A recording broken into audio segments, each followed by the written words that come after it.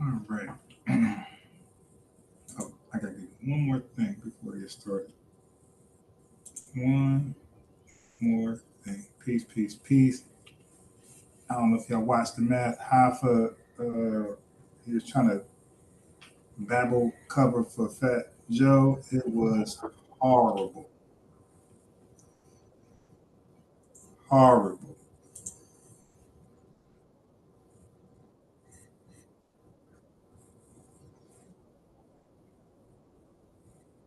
All right, I'll pick my audio in a second. I'll do audio check in a second. Let me just pick this last clip that I need. But yeah, math should have just left it alone. The dude damn near canceled himself. I got clips. I'm gonna play. Okay.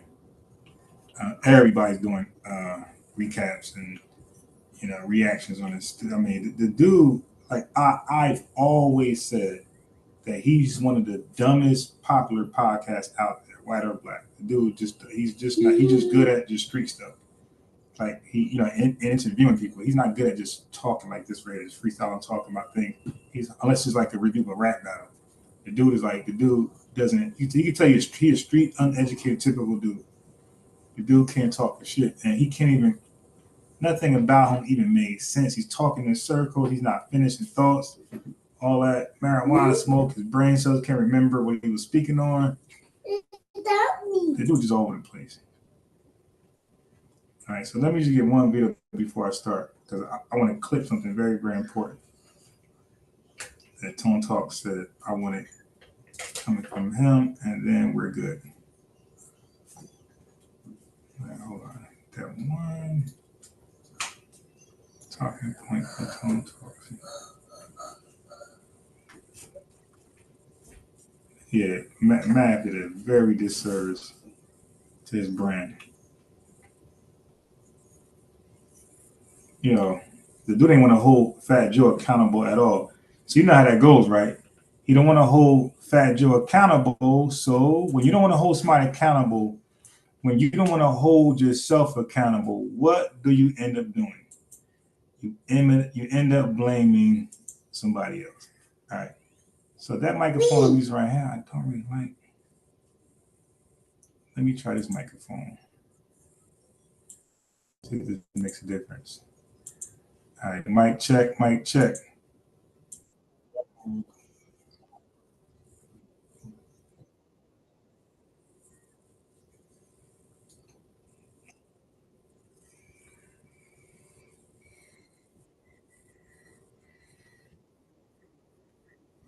All right, that one sounds a little better. All right,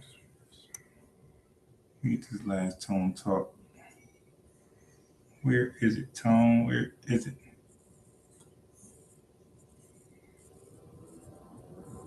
The good thing is that I didn't play a lot of Tone. I played like maybe two Tone Talk videos, so I should get it pretty fast.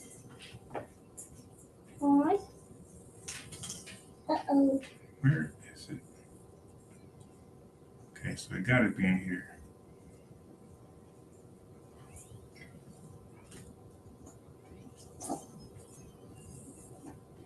All right. Okay, all right, let me just go here. Let me go to my playlist. Let me go to the playlist. All right, so as I'm playing the playlist, can I play something?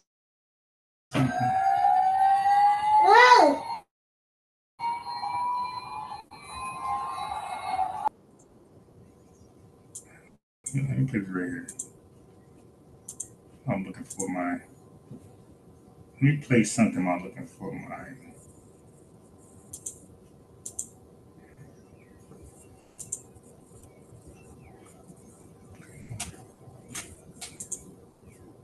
Oh,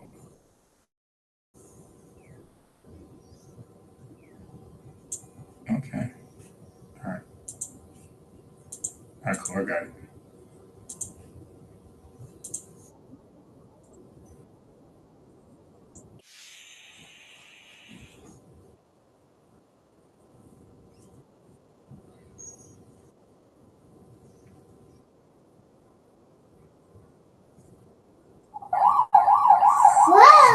Okay, no. Go. No, go. Go in the room. Yeah. All right. So hold on. What's going on here?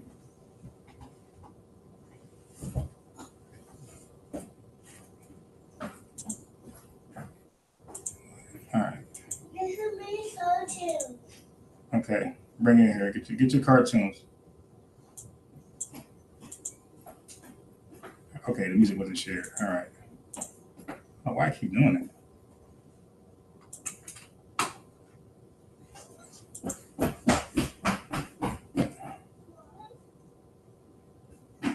Oh, so you're gonna do me like that? All right. Wait a minute. How that? Okay, there we go. Share a tablet screen. Okay, I got it. Okay, so what is this called? There we go. Let's see if this works. Black Americans operate. You understand what I'm saying? You guys are the one that participate in those movies that those director want to paint. Let me make sure the audio is playing. Give me a second. We got a little audio tuning. Okay, it's playing. You guys, Black Americans operate. You understand what I'm saying?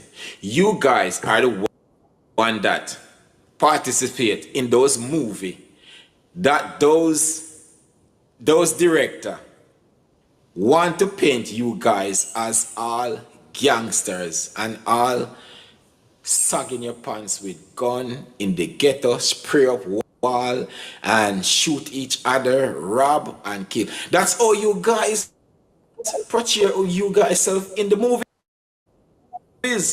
That's what we see. Growing up, remember I know. We don't travel to your country to get to know how you guys operate at that time. You understand me? I say? That's how I grew up and see you guys operating in the movie. So in our mind, that's how you guys stay. You guys are scary. I'm just telling the truth. But by me traveling, Black Americans operate. You understand what I'm saying? You guys are the one that participate in those movies that those director want to paint you guys as all gangsters and all sagging your pants with gun in the ghetto, spray up wall and shoot each other, rob and kill. That's how you guys portray you guys self in the movies. That's what we see growing up. Remember, you know, we don't travel to your country to get to know how you guys operate at that time. You understand me? I say? That's how I grew up and see you guys operating in the movie. So in our mind, that's how you guys stay. You guys are scary. I'm just telling the truth. But by me traveling, Black Americans operate. You understand what I'm saying? You guys are the one that participate in those movies that those director want to paint you guys as all gangsters and all sagging your pants with gun in the ghetto, spray up wall and shoot each other, rob and kill. That's how you guys portray you guys self in the movies. That's what we see growing up. Remember, you know, we don't travel to your country to get to know how you guys operate at that time. You understand me? I say? That's how I grew up and see you guys operating in the movie. So in our mind, that's how you guys stay. You guys are scary. I'm just telling the truth. But by me traveling, Black Americans operate. You understand what I'm saying? All right. You guys are the one that sure. participate. participate in those movie that those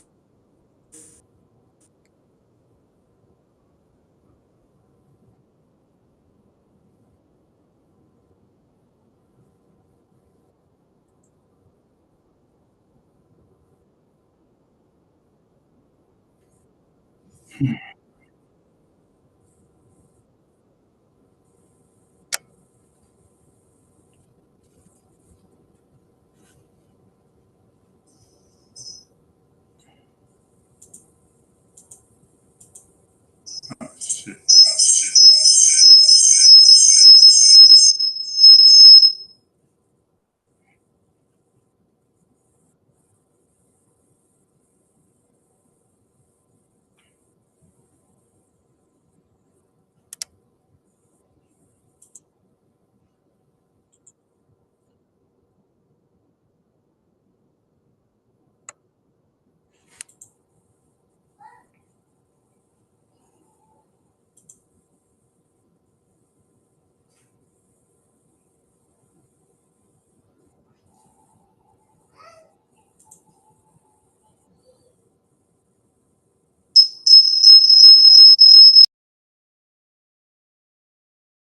I'm gonna do the old school way. I was trying a new way to do it because I was trying to just stream the Zoom like and not like kind of like StreamYard and not mess with the app because the app take a lot of my space.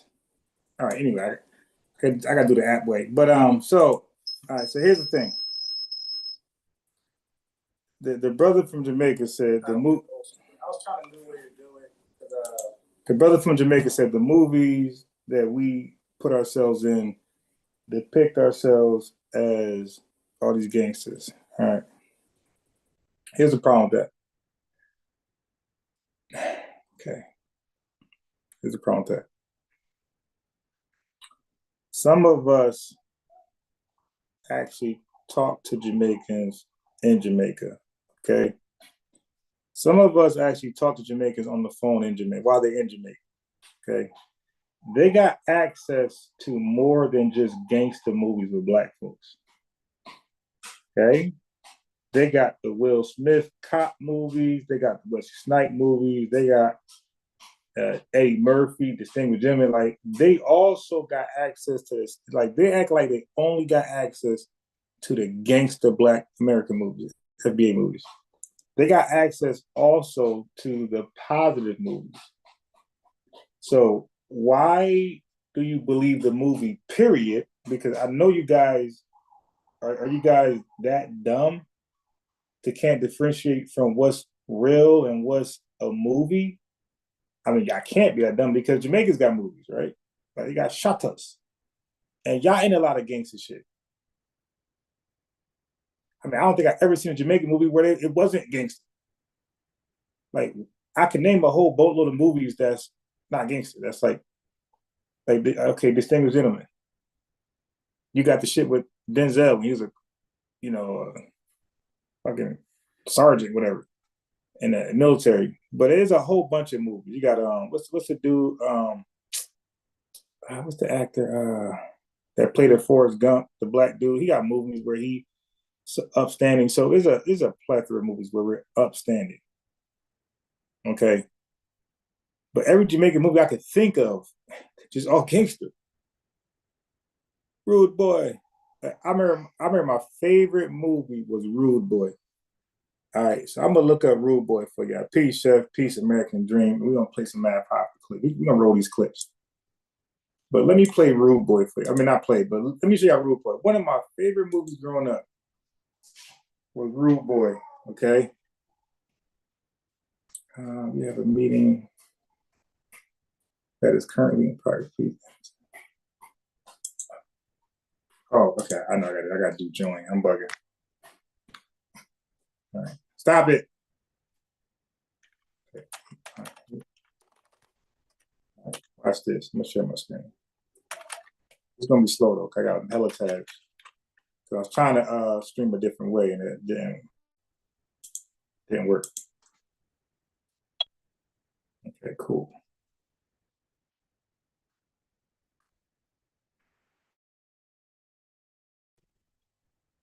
All right. So watch this.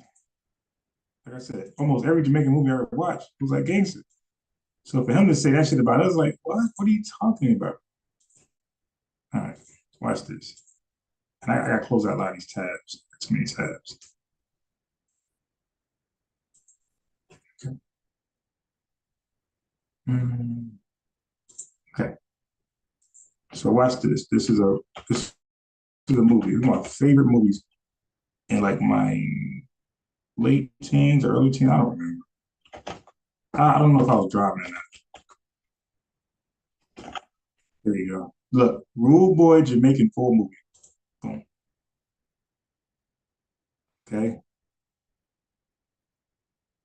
That's the cover. That's the cover right here. Rule Boy. This is my favorite movies. Like probably better. I probably like this better than Shatas. So I mean, I don't understand. Like every movie I watched with Jamaicans in it, it was gangster, gangster, gangster, gangster. It had killings and murder, senseless murders. I don't think I ever watched a Jamaican movie that wasn't full of violence.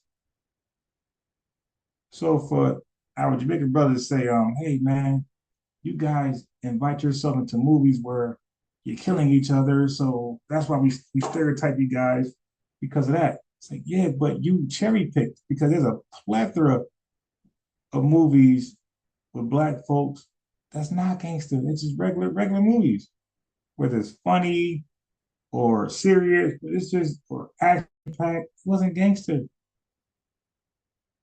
But can y'all give me a popular Jamaican movie in America that's not gangster?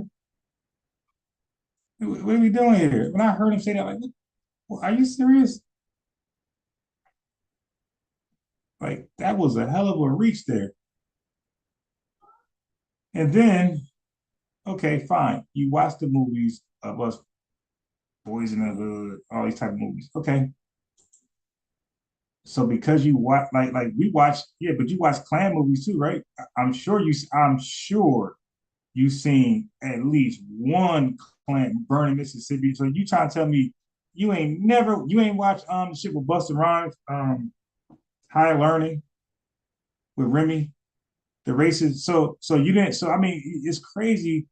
So when you watch that, you didn't believe all white folks were white supremacists. Were white supremacists, white supremacists. You didn't. So why, when it comes to just us, when you watch the Chinese movies and they're kicking with their feet, Shaw Brothers, did you think all the Chinese people were just kung fu fighters and martial artists? So why, when it comes to FBA, when you watch some of our movies, we're forever in the role of a gangster, a gangster. This is Rude Boy. My favorite. It's bootleg as hell, but my favorite. You you know the is the cover. This is the cover. Right here. This is the cover. I had this physical movie. I had the DVD. You know how like, the bootleggers be having. I at one point like I just loved bootleg movies. I didn't want to watch anything on HBO and Showtime, whatever you did mainstream. I only wanted bootleg movies. So that's why I could come off the top. Shotas was in there. I could come off the top. A lot of Master P bullshit. I could come off the top with so many like bootleg movies that I watched. Wesley Snipes when he fell off, went to the bootleg. I watched Van Damme's. I watched so many bootleg movies back. I went for those when they couldn't sell them to nobody because people wanted like the latest movie was in the theater. Nah, give me those right there. I got the latest this, the latest that.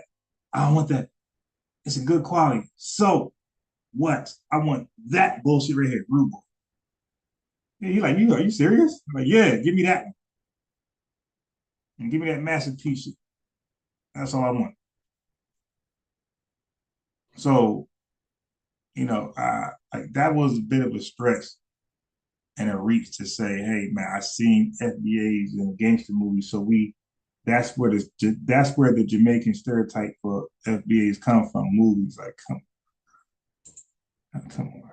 Like I ain't buying that one because, like I said, y'all in belly, all type of shit. Y'all always. How about okay? Watch this. Shatas, Rude Boy, Belly. That's three, and Steven Seagal. Okay, that's four right there off the top. Popular ass movies. Well, not Rude Boy, but everything but that one. I'm trying to think of one more where you had some more gangsters, Jamaican gangsters. So you had Steven Seagal, and that thing was hot. And you had what else? I can't think right at the top. That's four in a row. Shatas was a very popular hood movie, kind of like about it, like some masterpiece stuff. Um, the Steven Seagal was popping, Belly is popping, and Rude Boy was bootleg. I don't even think Jamaicans seen Rude Boy. That's how bootleg that shit. All right, watch this. So when I seen Sheffrin live, it said I thought I ain't looked at the date. Like, what is today's date? I'm like, why ain't Sheffrin live? It said 7 o'clock, so I wasn't gonna go live.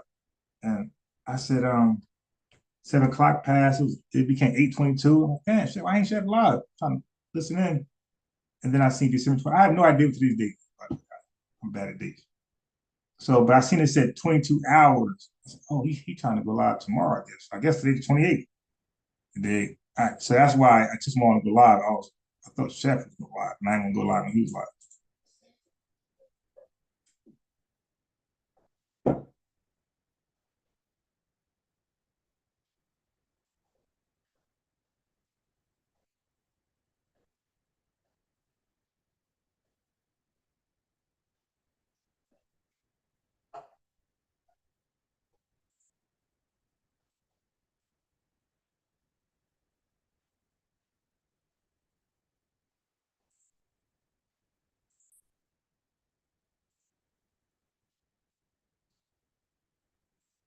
Yeah, tomorrow. Peace, Saint.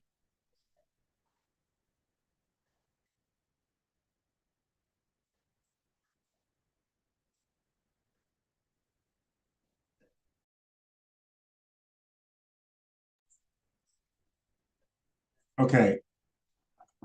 So we'll get a little, little opinions here and there. All right.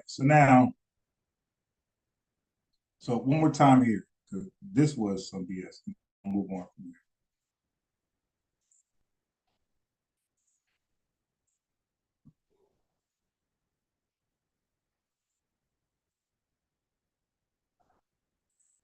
But he did make some good points. So like he wasn't okay. So this clip is not to say that he's a tether, right? He wasn't disrespecting black. He actually respect Black Americans, FBA.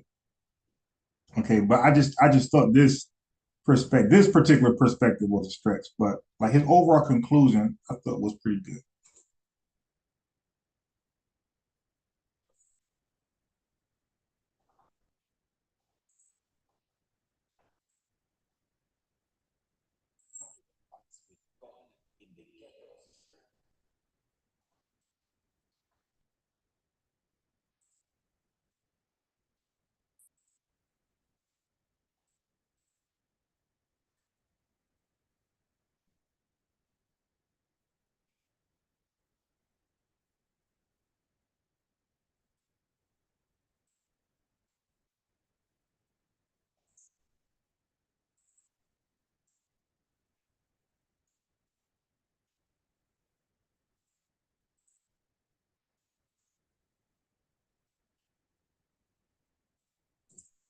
I ain't never met one Jamaican brother who was afraid of an FBA person. Matter of fact, the perception was it was backwards. It was the other way. FBAs did not mess with Jamaicans, especially high school on up. We thought you guys were completely bananas and crazy. Always go to guns. Like we did not. I don't know where they getting that from. I had a couple guys. We had Alexander. We had Ryan. We had a couple guys, and off the top, and but Ryan, we didn't think Alexander. Now Alexander, we called it. He got picked. All right. Now, by the way, I ain't never know he was Jamaican. Like, but my FBA classmates obviously did, right? But I was like in my own world. Like I looked at everybody's black. He did have high waters, but I ain't clown him. I just looked at high waters like that. That didn't do nothing for me. But like you gotta understand, man. Like y'all gotta stop painting a picture like every FBA was all on cold clowning. Some were. You know why? Because you have that clown in every race. Okay. So yeah, so some FBAs are going to clown you. Some Jamaicans going to clown you. Some white, you know, jocks going to clown you. You dig? Some Asian folks going to clown you. The clowns clown. You dig? But I ain't never, yo. Listen, man. I'm on Facebook. I'm live right now. Um, all my Facebook friends who could potentially watch this, my Jamaican boys can come on here and they none of them can tell you I picked on them. None of them. Because again, if a Jamaican got picked on, he had to be in like elementary school. Cause they'll whoop your ass in high school. Like people fight in high school. Ain't nobody. So Alexander had high waters, but my boys who clowned him, it was like he was laughing, getting back on them. But he did have high waters. But Alexander wasn't no small guy. The dude had some size tone straightening.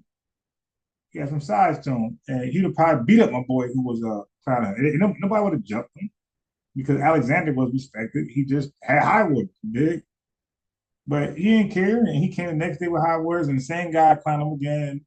But it was not how some Jamaicans make it out.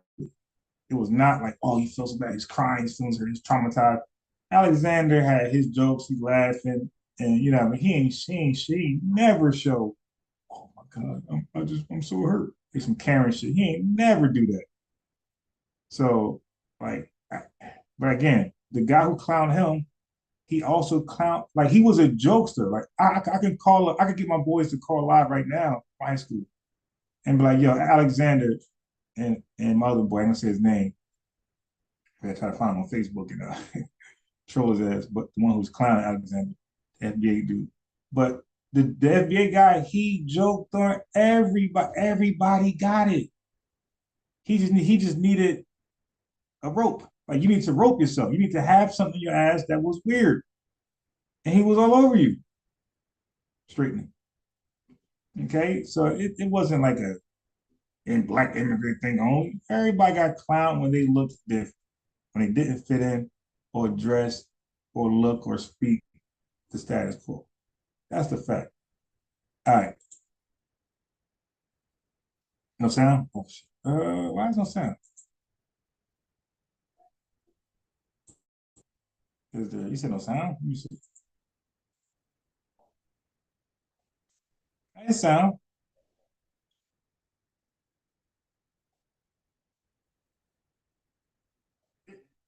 Y'all can hear, right? Because I hear the feedback. Y'all can hear. Yeah, so again, if any black immigrant had an issue with blacks clowning them, it was never the majority. Only everybody couldn't like they say hike, they say all type of snap, all right. But and when I was young, we said crack, right? You crack on somebody, and later it was hike and now a snap, whatever. But when I was young, we called it crack. Like everybody couldn't crack. So yeah, so like black folks might laugh because the guy who can crack is getting on the black immigrant. But again, that same guy who can crack is getting on the black immigrant. He got on FBAs too. So FBAs were not safe. He got on everybody. Yeah, I got spit on by a bully when I was in summer school. He was FBA. He wasn't a black immigrant. Okay, yeah, yeah. Okay, okay, the video. Okay. Oh, okay. I got it. I got it. Yeah, my fault. All right. So let me go back. Okay, so I know what I gotta do. All right, thanks for that. I, Black now it's Americans operate. You understand what I'm saying? You guys are the one that participate in those movie that those director want to paint you guys as all gangsters and all sagging your pants with gun in the ghetto, spray up wall and shoot each other, rob and kill. That's all you guys portray you guys self in the movies. That's what we see growing up. Remember, we don't travel to your country to get to know how you guys operate at that time. You understand me? I say? That's how I grew up and see you guys operating in the movie. So in our mind, that's how you guys stay. You guys are scary. I'm just telling the truth. But by me traveling, black Okay, so Americans I was challenging that. Like I ain't never met a grown Jamaican who was, or even a high school Jamaican who was afraid of. Okay, good. I ain't never meet okay, go, okay, yeah, wait.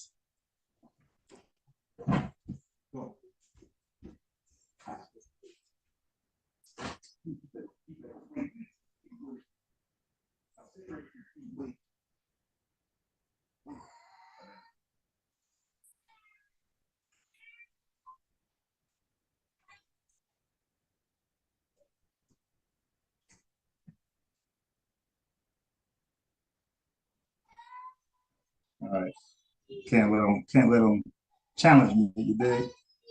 All right, let me use the battery right back. Finish my point. operate. You understand what I'm saying? You guys are the one that participate in those movie that those director want to paint you guys as all gangsters and all sagging your pants with gun in the ghetto, spray up wall and shoot each other, rob and kill. That's how you guys portray you guys self in the movies. That's what we see growing up. Remember, we don't travel to your country to get to know how you guys operate at that time. You understand me? I say? That's how I grew up and see you guys operating in the movie. So in our mind, that's how you guys stay. You guys are scary. I'm just telling the truth. But by me traveling, black Americans operate. You understand what I'm saying? You guys are the one that participate in those movie that those director want to paint you guys as all gangsters and all sagging your pants with gun in the ghetto, spray up wall and shoot All right, each I'm other. back. So the point I was making, like, so you had FBA bullies or people, not even all bullies, but some folks who can crack. They had jokes. So I was in summer school, and this big bully, but he had jokes. He was known for jokes, right?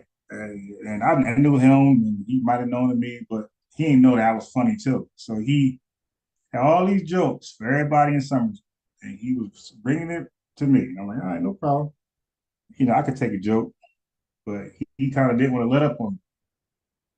He's still going. Now I got jokes too, I'm like, all right, now go to somebody else. Like, all right, y'all, it's funny. Go to somebody else. He's still there. So oh, all right, you think you're funny to me? Because the dude was fat. He looked like Juggernaut. You dig? So I'm like just like being like the fact that you're ugly, you can't fuck with me and crack. You dig? I'm gonna take it straight to girls right away. I'm gonna lead with girls. Like, dude, everybody know you don't have no, you can't get no girls in here. You know what I mean? So anyway, I led with the girl jokes. Like, yo, you get no girl, ugly, everybody will pass you. And like my jokes ain't never for you to laugh. The person I'm getting on, it ain't never for you to laugh. It's for you to be hurt. That's why I want to go there. Man, my boy, I went on who was that? Like Michael Blackson and shit. I was on. This dude said right in my goddamn face. Big old football star, like defensive tackle type nigga. In high school, I'm like, shit, probably 130, like, who knows how tall I was. So he caught spit right goddamn face. Okay. So now what am I supposed to say? All FBAs are terrible. I'm traumatized. All right. I mean, what I'm saying is it happens. Like these are one-offs. These are lone wolves. This ain't the whole damn FBA, school got an end for a black immigrant or even a Spanish immigrant. No, there's certain people who get everybody. They call bullies or they call like jokesters, right? And that's just what they do. And maybe they don't have jokesters in Spanish immigrant culture. Maybe they don't have jokesters in Black immigrant culture, but they got what you learned today. You learned today. We got jokesters and bullies in FBA Black culture. Okay, that's all. It was nothing. It was nothing personal. That's just what they do. I got it. We all got it. Now the guy ain't make it out the door because my brother was out there, and somebody went out there and told him real fast, like, "Oh, somebody spitting your brother." And my brother attacked him immediately, so he didn't get away. But yeah, high school, like people tell you, in high school, I ain't never get bullied in the streets of high school ever, and where I never got bullied, but a person didn't suffer consequences. All right, so people just knew. People knew. Don't that guy right there? That dude alone. You don't want smoke with a bunch of motherfuckers.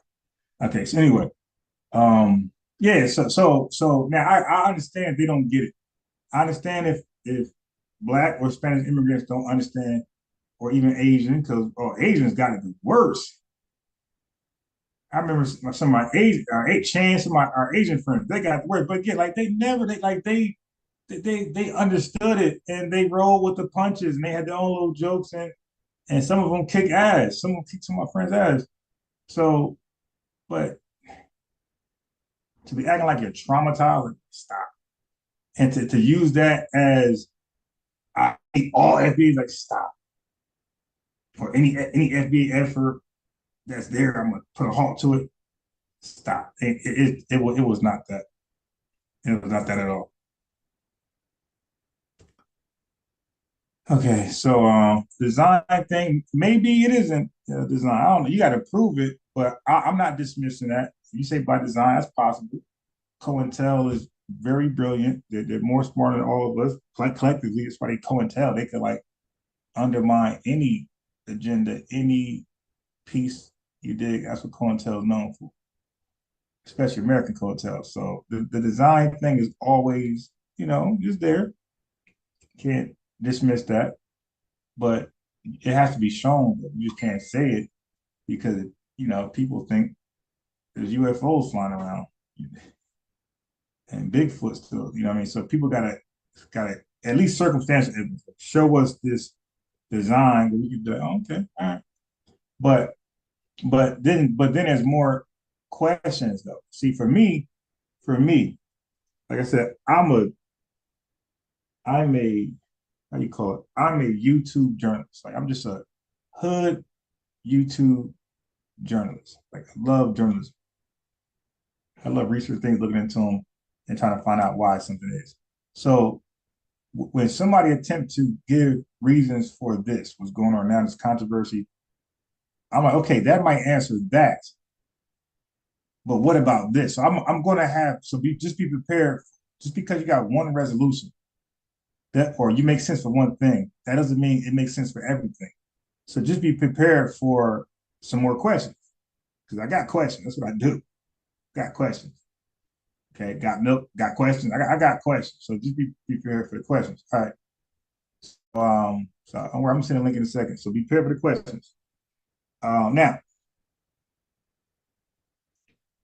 yeah. So overall, the dude wasn't bad. Like his assessment overall wasn't bad because he's a positive Jamaican brother from the islands. He was not hating. He's not a tether. He was genuine. Like you dig. He just you know needs an FBI on his podcast to like respond to what he said, to explain like I just did.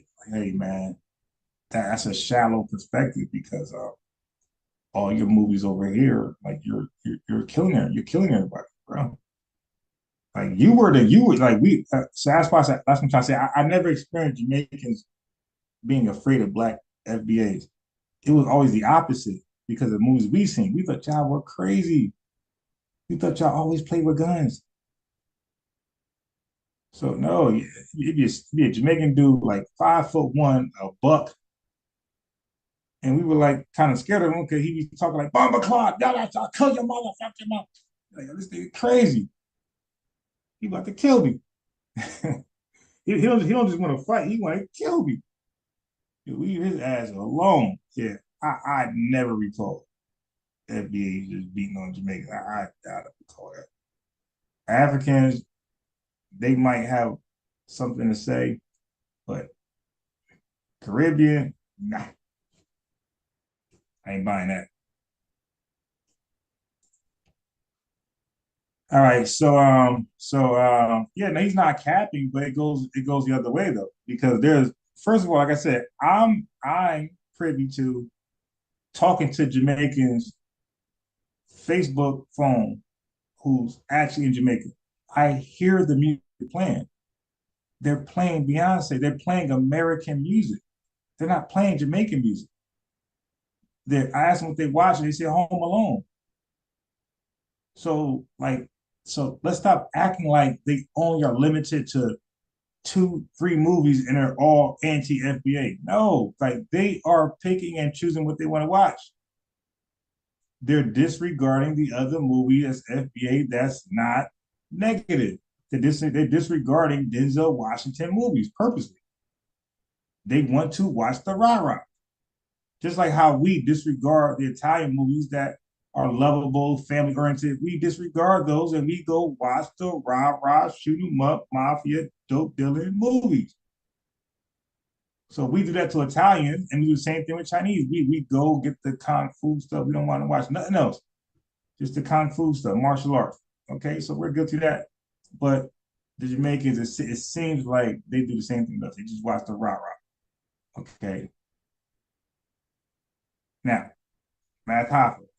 So now I ain't and here's another thing with Jamaicans, a lot of Caribbean folks that FBAs get confused by.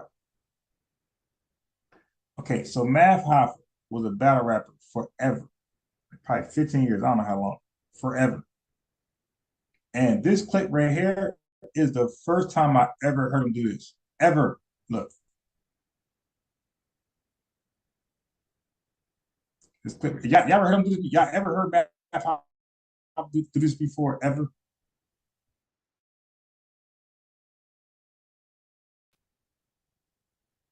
Look, it's gonna load. Come on now, it's load. Gaza see where you say bad man. Where you say? Gaza see where you say bad man. Who ever heard this dude talk like this? So this is why we call it cosplaying. Like, dude, we ain't never know you were Caribbean until this Fat Joe thing. When people say, yeah, nah, his family's from. Yeah, we ain't never know that. Yo, he ain't never do this in any battle rap, any interview, any podcast he did on his show currently. I ain't never hear him with this Caribbean accent. I always thought he was FBA until the Fat Joe controversy. I ain't never know he talked like this. So like, why y'all be doing that? Yo, that's called cosplaying. You're cosplaying as an FBA. Why don't you, be who you are like most thorough Caribbeans? Like most thorough Caribbeans, like they don't mind, like, hey, I'm from here, I'm from there. I'm black, but I'm from here. Like, they don't mind. Like they wear their country on their sleeve. This guy been cosplaying for 15, 20 years. And when I heard him do this, that shit was so weird. Like, yo, like what? Where did this come from? Gaza see where you say bad man. Where you say? It don't even sound authentic. That's how long he ain't do it. It don't even sound authentic. Like, really? Gaza see where you say bad man. Where you say? Gaza see where you say? Yeah, that was cringeworthy when I heard that. Like, yo, when did you? Oh, he did. When? I mean, if he did, it couldn't have been on a norm because I was 9 currently, but I got a YouTube channel called Battle Rap Kicks. See, the thing about me is I was on YouTube, and this is no slight. I guarantee you, I was on YouTube longer than most, probably Like Sonetta probably the only one that I think of in conspiracy that could have been on YouTube longer than me. Could have. I'm probably there longer than him. But I've been on YouTube longer than most people that's on YouTube today. Okay. My YouTube channel is still there. You can see my video date like 15 years old. Okay. Like if y'all was on YouTube long, you got to source up. I got videos still uploaded. You can see the date, 15 years old. So I've been watching all these battle rappers, not the new ones, but the Arsenal's Murder, they're old, right? But the new ones like Chess and those guys, I don't. But Bill Collector, all these guys, Holla Die, I know all those. Okay, but anyway, I ain't never hear this, and I was in tune with the culture. I was battle rapper back. I wanted to be a battle rapper. You dig? So I was into. I watched all. I ain't never ordered nothing, but I catch them when they finally upload it. But I was really, and I never want to go there. I always feel like the atmosphere is toxic, so I never want to go there. But I will watch all of the battles, and I would give commentary. I would get commentary. And I would do videos, and I even got the best. I even made best of. I got best of DNA. I got best of John and Don. I made it myself. I got best of Heartless. I got best of T Rex. And these are all my videos. They're the best of. They got like hundreds of thousands of views. Cause nobody was doing that at that time. That's how early I was in YouTube. There's no best of these guys. So I liked it so much. I did the best of. Anyway, I ain't never hear this right here. I watched all of his battles. Daylight, like people didn't know he battled Daylight. But Daylight poured water in his boot, his 10 boots. And Matt House tried to get tough. Daylight said, hey, look at the crowd. They went 6'5" there, 6'4" here. He was doing that right there. I ain't never hear this. So what I'm saying is, if you're Caribbean, why don't you do it enough where people just know that's who you are? Why is your image portrayed FBA to FBA? I ain't know this guy was Caribbean until a couple days ago. All right. And watch this right here. Yeah, like that don't even sound, that don't even sound correct. You dig? Like, I work with a bar, like, okay, you gonna know where he's from in a second. But anybody know where he's from? Hey, before I play it, can anybody tell me what island he's from? Since y'all heard it before, what island is he from? Without Googling.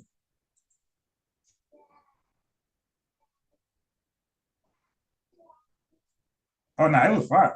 Yeah, those guys. I thought Matt Hoffa was solid, but I was never like a big fan like that. But I thought he was okay. I didn't think he was corny. I just thought he was okay. Yeah, he's from Barbados. There you go. Okay. So now check this out. I work like so I never met a Haitian person where I knew they were Haitian until about like 22 years old. So that's why I'm trying to say, like, people be saying FBA this, FBA guy. Some of y'all just fucking just lying. I ain't never met a Haitian man or woman where I knew they were Haitian until 22 years old. I worked for a subcontractor under Comcast Cable. Okay. And there it was all black immigrants, and Hispanic, but all immigrants. Okay. A lot of Jamaicans, a lot of Spanish. And that was the first time I seen Haitians because like I thought they were Jamaican, but I could tell like their accent was different. So I asked him, I said, yo, where you from? He's like, Haiti. I'm like, oh, that's how Haitians look and sound. I'm like, all right, I said, all right, thank you. And then I was able to differentiate Haitians from Jamaicans from that point on. But I could never tell the difference. It was all Jamaican too. Anyway, they hired a dude later to help me out what I was doing. His name was Mark. He's from Barbados. You dig? Light skinned dude. So that was the first guy and the only guy I ever met from Barbados. And he had an accent and he wasn't afraid to show it. No Jamaican there was afraid to be Jamaican.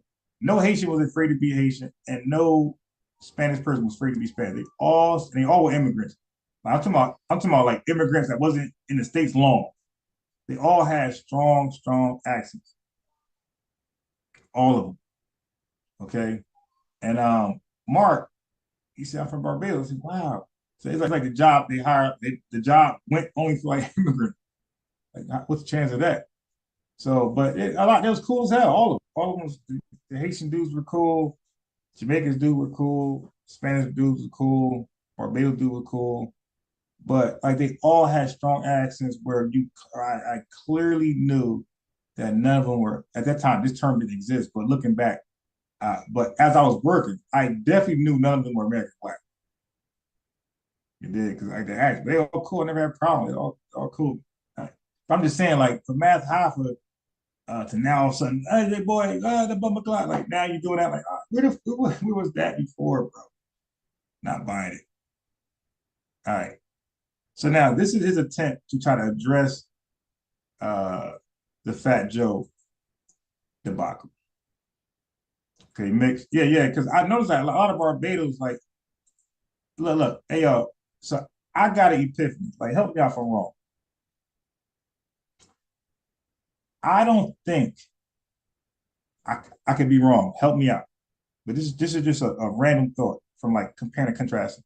I don't think that like Jamaicans and Trinidadians look at Barbados as like thorough black people, thorough black islanders. Yo, let me know. Thorough black Caribbean. Let me know because every Barbados I've ever seen is always light skinned.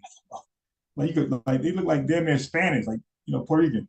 So let me know if that's true or false. Do the more darker island folks from the Caribbean look at Barbados people as no different than them, or do they kind of look at them as like they're not really black?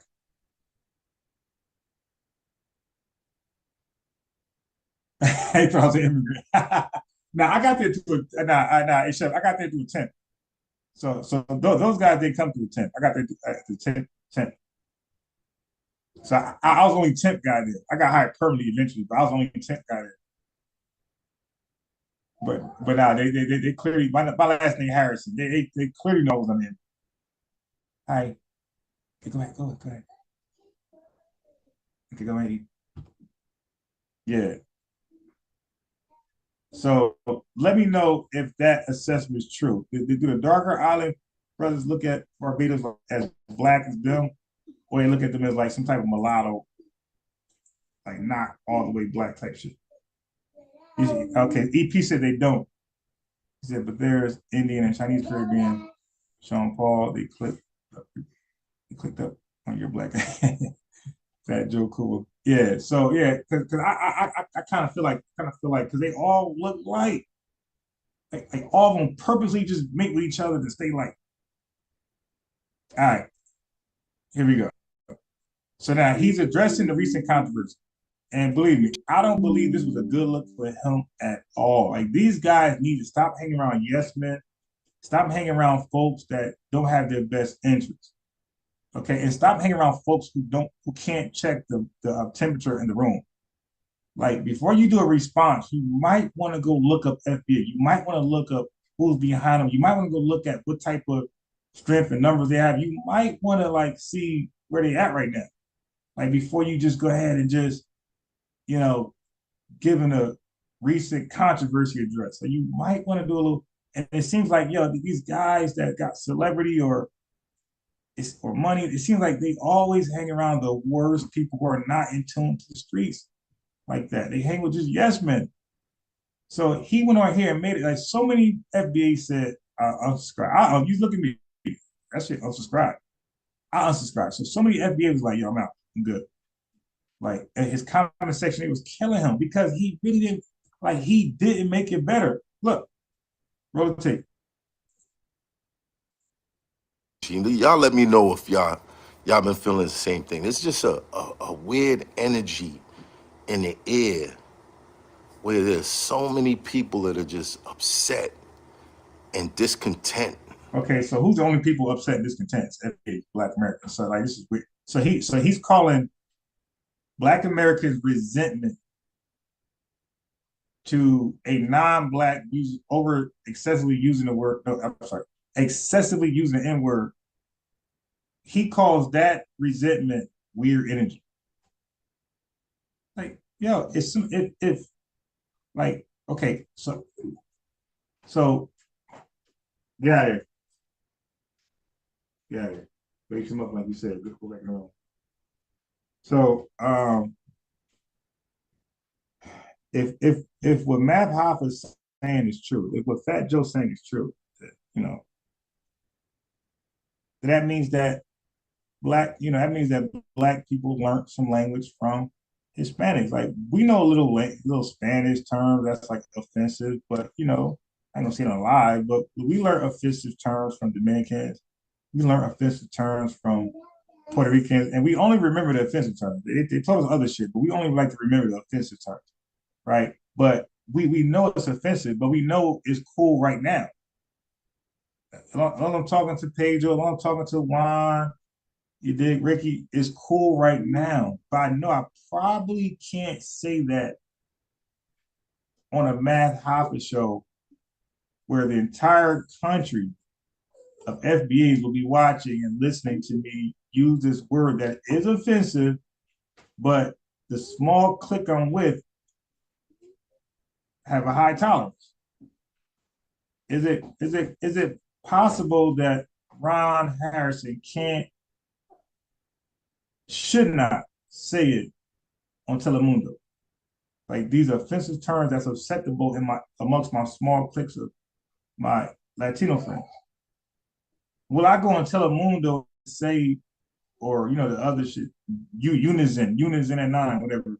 Like, would I go up in there and say these offensive terms that I'm getting a pass here and there by certain Spanish folks? Like, no, I know, even though I use it all the time, I know I cannot say it here. It's not smart.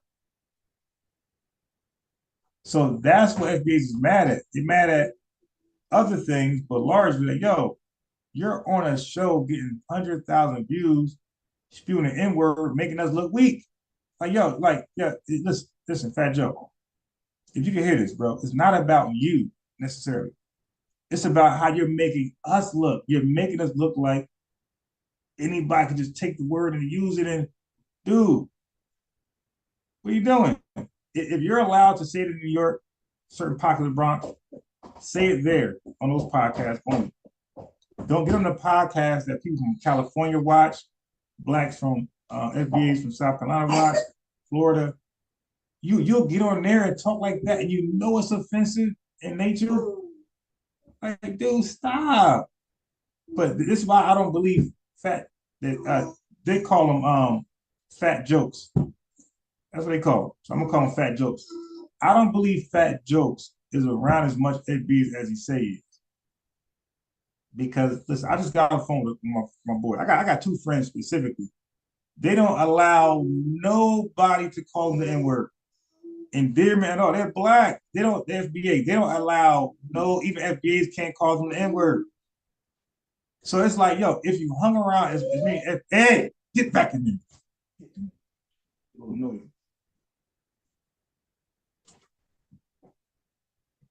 So if you hung around as many FBAs as you're saying, I'm saying, bro, you would have been checked because FBAs don't even accept the term from other FBAs. I got two friends I could call right now. I can have them call in and tell you. Like, yo, they don't allow nobody to call them the N-word. Like, they check FBAs regular. Yo, don't call me that. So why would they let Fat Joe say it?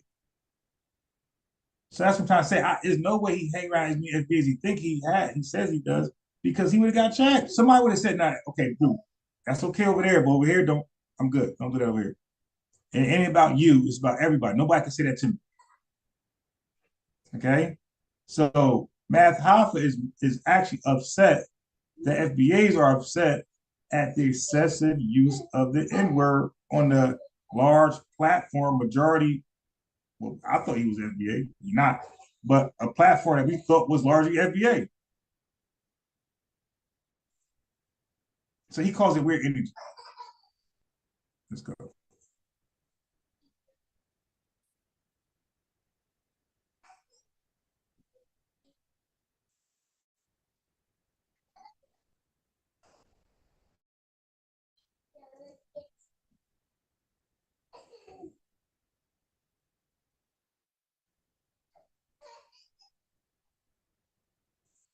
Okay, so hold on.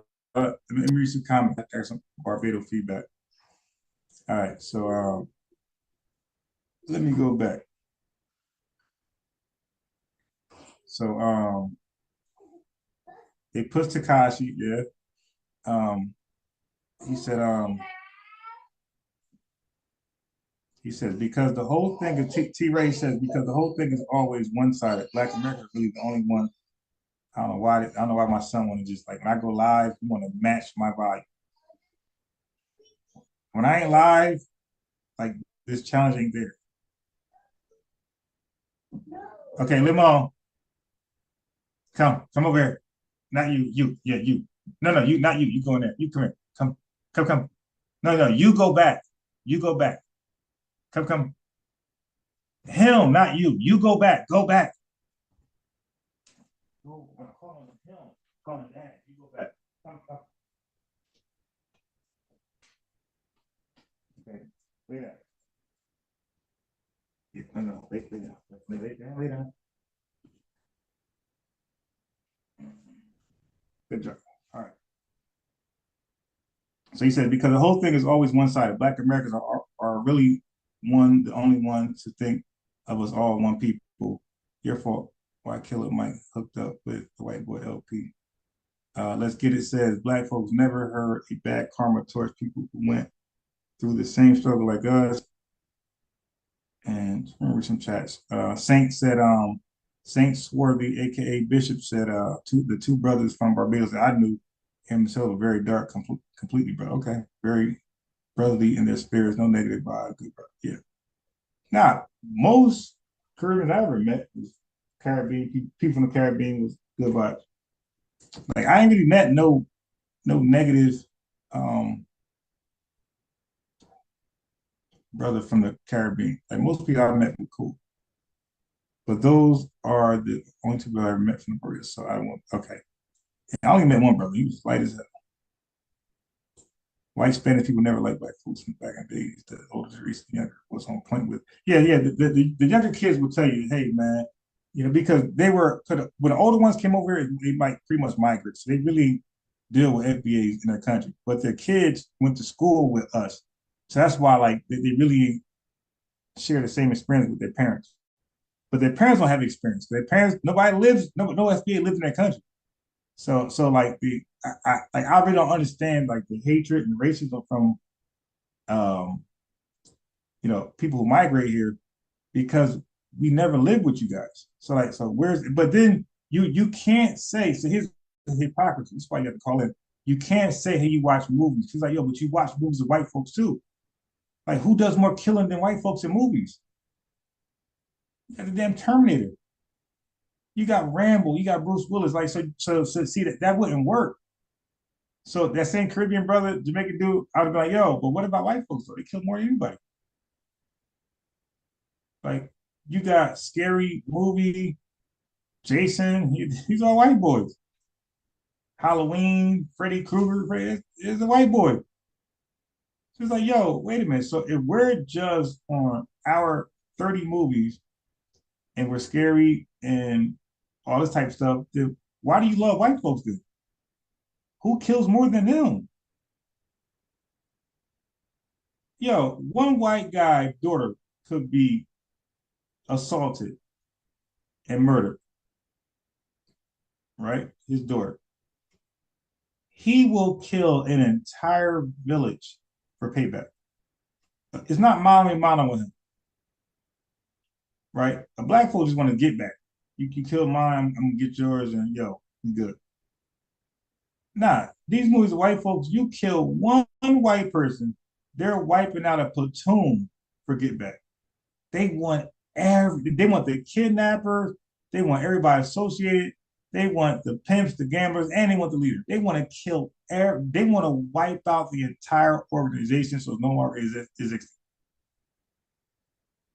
In their movies, that's how they get back. But somehow that's admired amongst immigrants. Wait a minute. They got Jason Voorhees. They got Michael Myers. They got Pumpkinhead. They got Sloth from the Goonies. They got Rocky Dennis. They kill more than anybody, but somehow you could beloved them. So your reason is contradictory, but these are things I pick up on, and I don't say nothing. I send the link, I send the phone number, and I get you on here, and I get you to say that. And then here I go with my questions. Oh, okay, makes sense. What about Rambo? So you watched the movie with black dudes killing like three folks in the movie. I mean, how many black folks actually killed in the movie? Three, four, five, 10. Rambo killed an entire country. Rambo wiped out all of Colombia.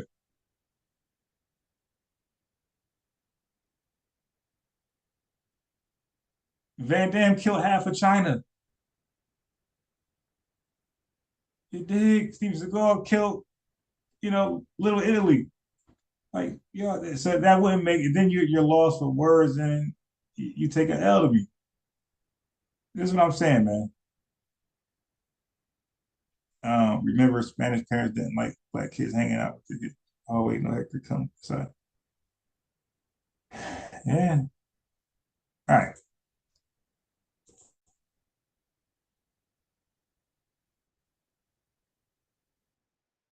Okay, here we go to the left. It's not they just trying to put Puerto Ricans against African Americans. That it's a lot more than that. It's if you're a West Indian, if like my mom's is from Barbados. I was born here in this country, but I spent some time over there too. I spent 3 years growing up from from almost 9 to 14. And I came up here into a shitstorm of everything that was going on in Brooklyn in the 90s.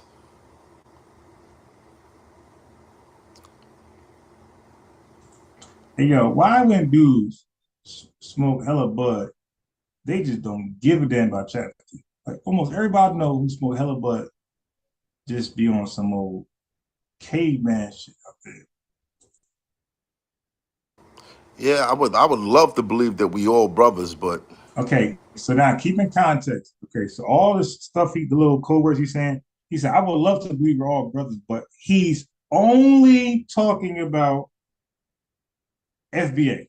So every time he doubts something or questions something, he's talking about FBAs only. Okay, so I would love to believe we're all brothers. So he's saying, I would love to believe we're all brothers with FBAs, but okay. I just find it weird anytime people like People is see. FBA because all of his criticism, you read his chat, all of his criticism are from FBAs. All of the Fat Joe pushback are from FBAs. So when he say people, this, that, all these little simple terms, he's talking about FBAs. And so what I got from this video, he was trying to low key say, I'm good with the FBAs. Like y'all go do y'all, I go do me. But there's a problem with that mindset. And after I play these clips, I'm gonna play Tone Talk. The Tone Talks is good with the numbers. So Tone Talk says, yo, we got the numbers. So if you're a black immigrant, if you're an immigrant, period, and if you think you can cut off FBAs, I got some numbers for you.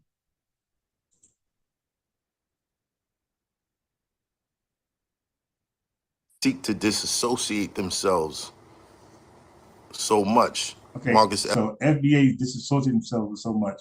So again, like how are you math off? And nobody in your influential team can game you.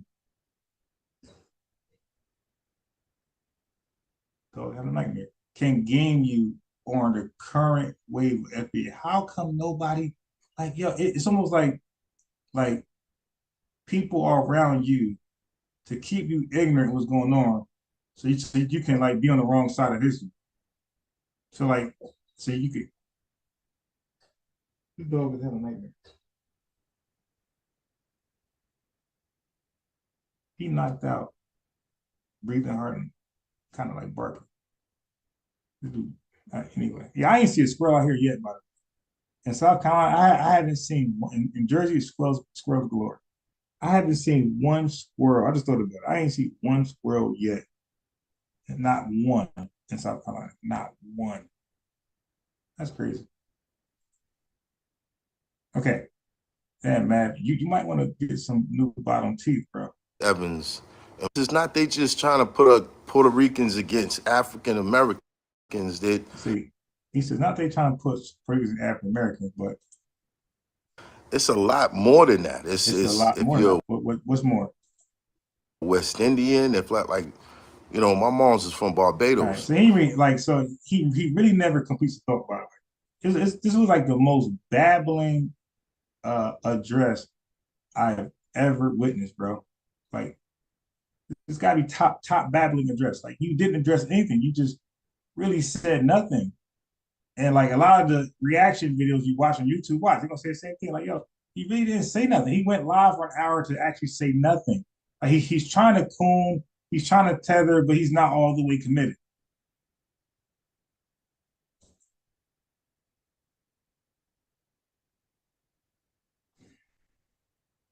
Let's move on.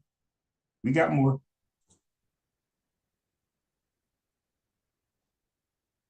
Energy. I mean, Lord, I never, we never really had no issues. Shout out to Lord Jamar. Well, I don't know, bro. That's a different type of energy. Like Okay.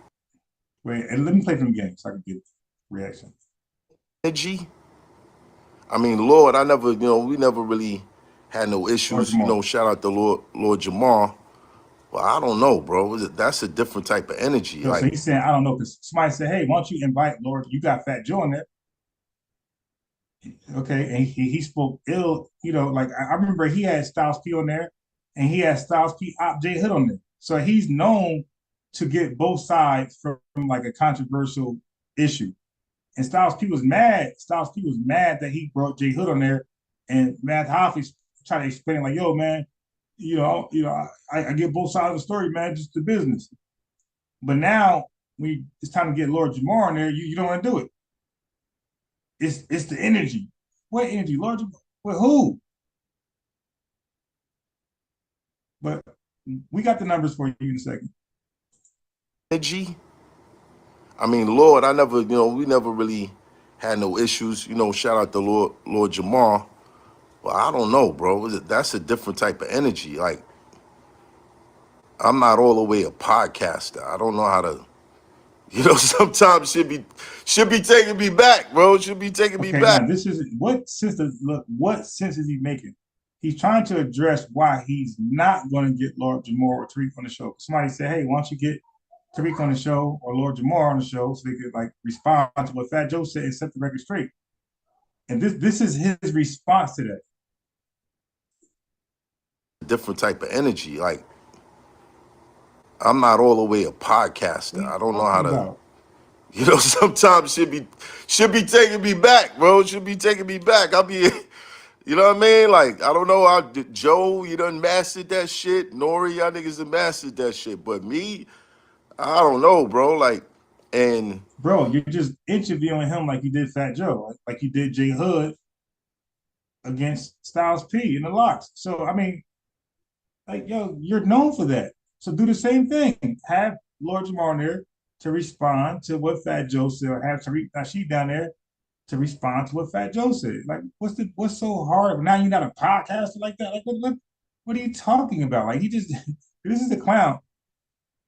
Anybody at FBA should have been a scrap this guy. Should have been a scrap this guy. He can't even make sense why he don't want to have Lord Jamar response or Tariq Nasheed's response or anybody response.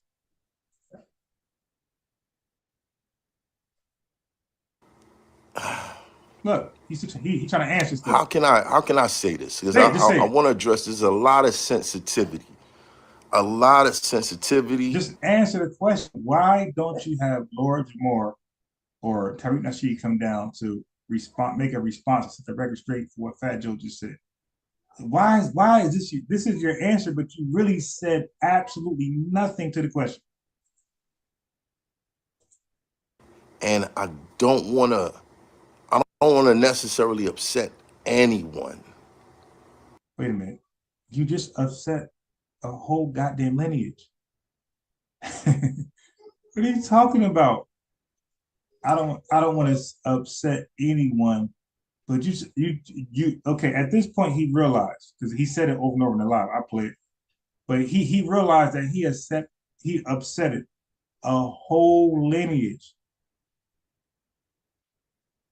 So let somebody speak on behalf of the lineage to set the record straight so they could be not upset no more. Since you claim you don't like when folks are upset.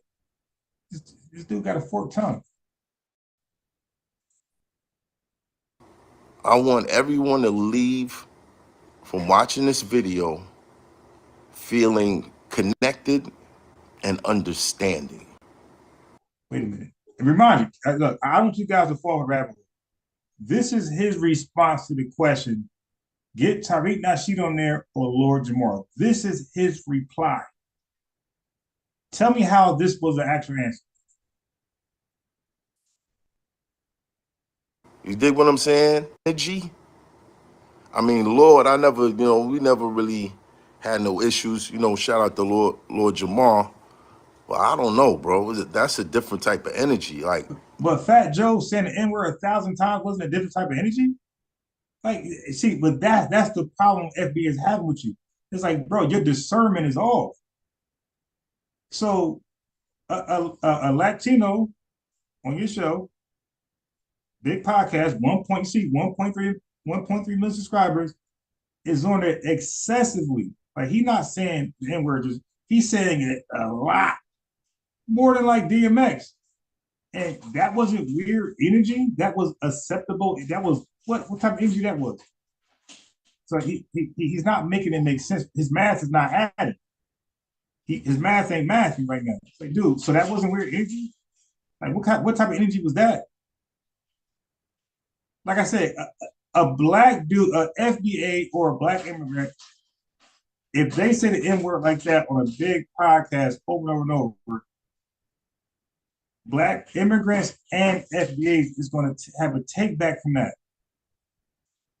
because they feel like he ODing it. And again, that's like if you're black immigrant FBA and you use the N word like that in front of like the world or like your boss, like non-black people, like we look at that as like you like low key cooning, like you soft shoeing. Like, dude, why are you trying to fit the Negro stereotype today? Like, dude, just be normal. Like, why now extra street all of a sudden in front of all these white folks or Asian? Like, why are you Indians? Why are you extra street all of a sudden today? Like, dude, you soft shoeing, dude. You cooning. Like, go relax, dude. I'm not all the way a podcaster. No. I ain't, listen, the watcher. I came to the conclusion that this dude is probably the dumbest podcaster with like, famous big million subscriber podcaster probably in the world. Like, I really don't know a person that I watch as dumb as him. So you look at his interviews, they got like 1,000 people on there interviewing a guest. It ain't just him. Like he's not doing the academics or DJ Black, Joe Budden. It's him and 1,000 people to help him out. And as a result, he got 1.3 million subscribers. When he go live, he had only 2.5. Like, that's that is a loser percentage, bro. That means the most of your subscribers, that's called dead weight. They subscribe, it looks good, but they don't support. So I don't know if that's real. It could be fake. The 1.3, that might be fake because he only got 2.5 live viewers. Like Sonetta got like 200,000 subscribers, and he be having like 3,000 watching on average. So how you had 1 million? Academics got like 1 million or probably less than him. He go live 9,000, 12,000 almost every live. The lead attorney, probably not even at 1 million. He go live, he got like 30,000. That was some ridiculous number that he be having. But like guys with the similar subscriber a subscription. Guys with less subscription, like turn that sheet. He only got like maybe 300 subscribers. You ever see his live numbers? Them shit's like unmatchable. He be having like 15, 20,000 people live. Yo, when he go live, not a premiere, don't do the premieres. His premieres is math numbers, by the way. But when if he go live, like okay, Black Authority. When Black Authority go live, he got 7,000 to 9,000 viewership every time he go live. Black Authority. So Black Authority is doing academic numbers without academic celebrity. Like yo, these guys are not as they're not who you think they are. Because the academics, these guys with the celebrity, they should be having 30, 40, 50,000 live viewers. Why are you doing the same numbers as Black Authority that nobody knows but FBAs? How is that even possible? SMH. I'm gonna throw a link in a second. We're gonna chop this up with this guy. All right, so now I'm gonna go further. I'm gonna go further.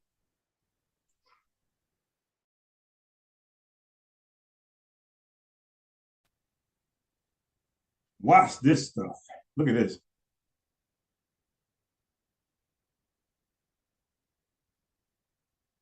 He about to see some wild shit right now.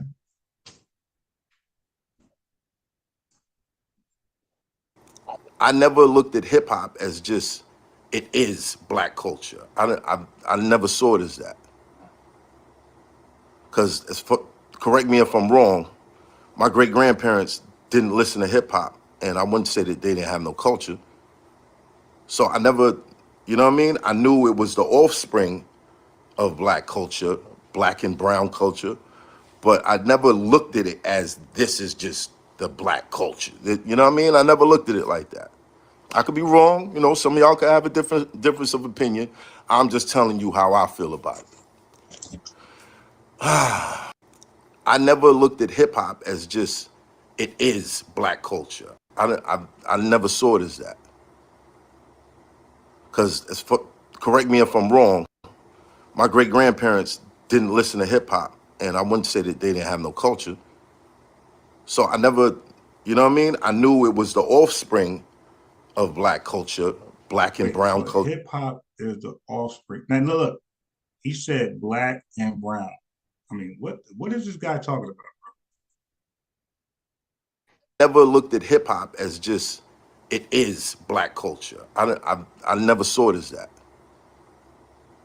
Because correct me if I'm wrong, my great grandparents didn't listen to hip hop, and I wouldn't say that they didn't have no culture. What yo, what is this dude talking about? So I never, you know what I mean? I knew it was the offspring of black culture, black and brown culture. Black and yo, who in the world? I mean, now we just flat out lying. Who in the world, when they think of hip hop, don't think of black only culture? Like, who actually ties that with somebody else?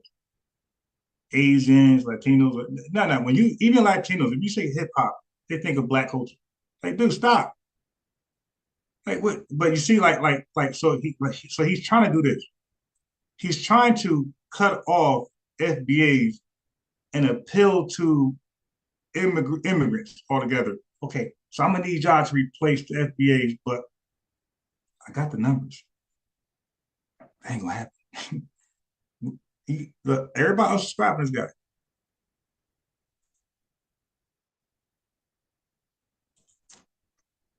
But I never looked at it as this is just the black culture. You know what I mean? I never looked at it like that. Okay, so now you see why he let Fat Joe talk his shit. Because he's letting you know now, like, yo, yeah, I want Fat Joe in here because I agree with him.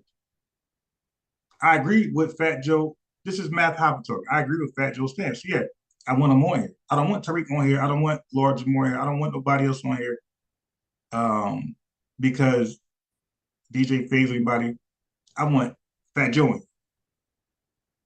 Because he had Crazy Legs also on there. So I want these guys on here because I agree with them.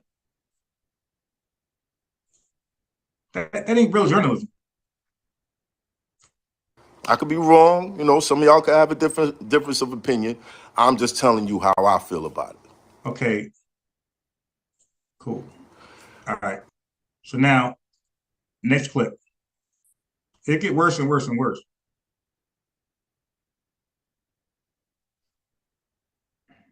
Watch this.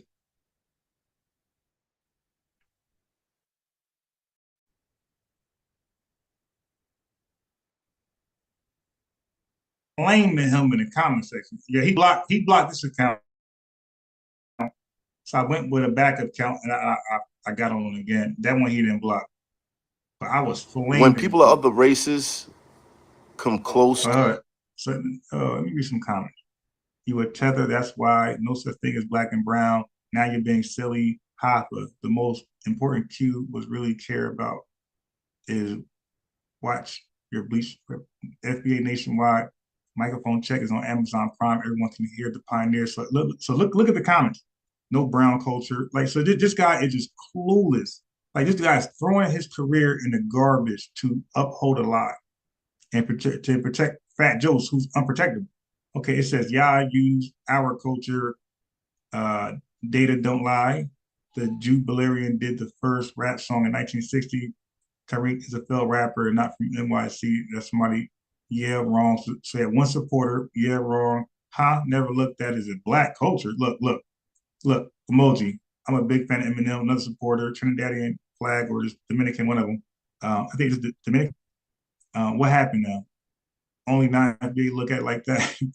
It's not about the hatred due to someone being from elsewhere, but those who brought it in by Black Americans just to later disrespect their culture. Shit, what? So like the comments is like, hey, dude, you need to stop. Like that, bro. But it's none of his yes men. Like the guys that he have around him on this little podcast, they believe like him, so they want to pitch. They want to go with this notion, this agenda, but none of them are in his best interest. Think about yo, like yo, answer that phone, bro. In that fucking line, bro. This ain't working out, bro. You're gonna ruin what you had, bro. Okay, yo, the chat ain't rocking with you in the FBA.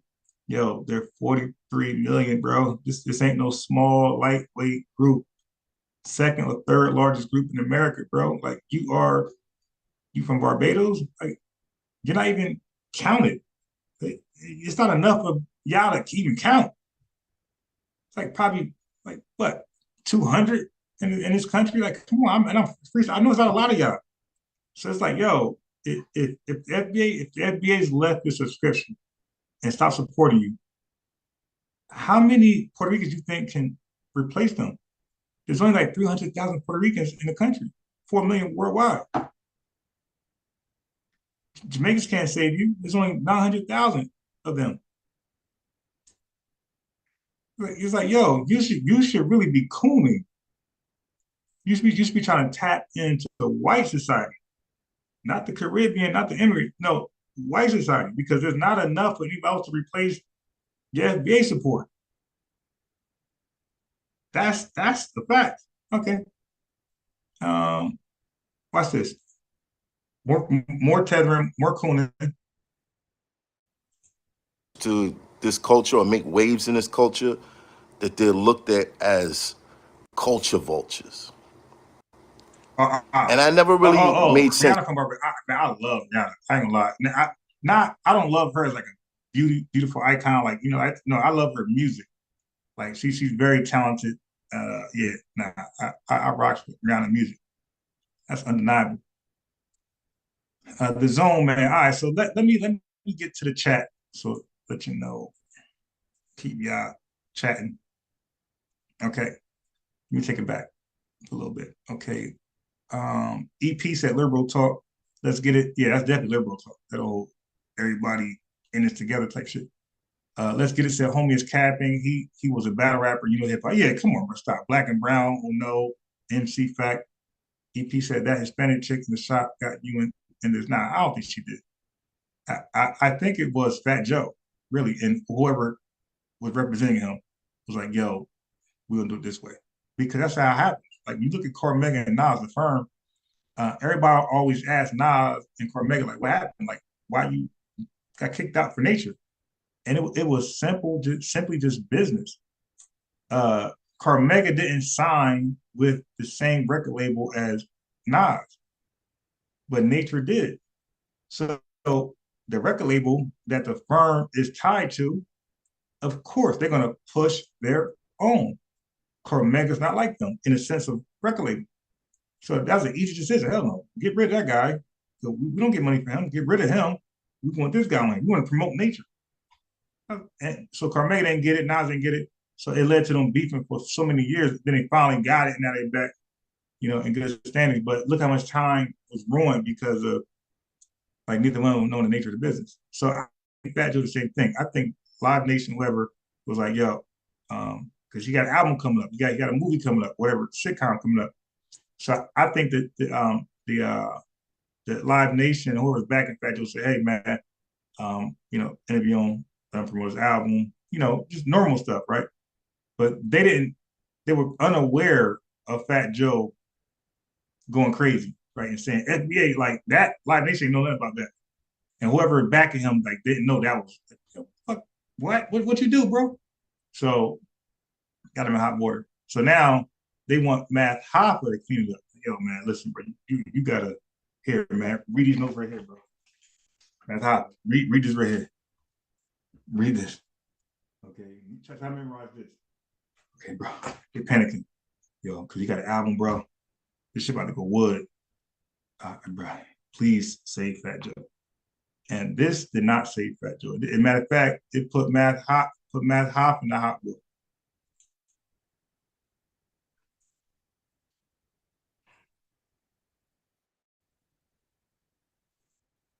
Oh, I know I was doing my bad. Oh, before you go, read the chat. Okay, mad people, bro. The NYC talk. Julio Coulter.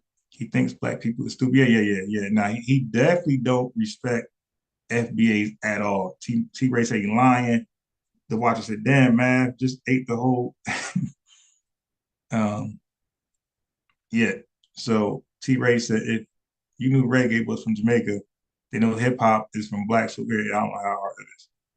Estimation ain't no mixed culture in Chicago, nothing but ends over here, FBAs or black immigrants together. Ain't no mixed MC Facts. Anyone knows Lynch is, he's not FBA, he's from Barbados. Loco said F boy sorority. T-Ray said explaining the zone man, Chicago in the building. Matt Hoffa got the mindset of a 7-year-old. Yeah, let's get it, yo. I'm telling you, this dude is not, you can tell he can't even complete a sentence without losing his thought.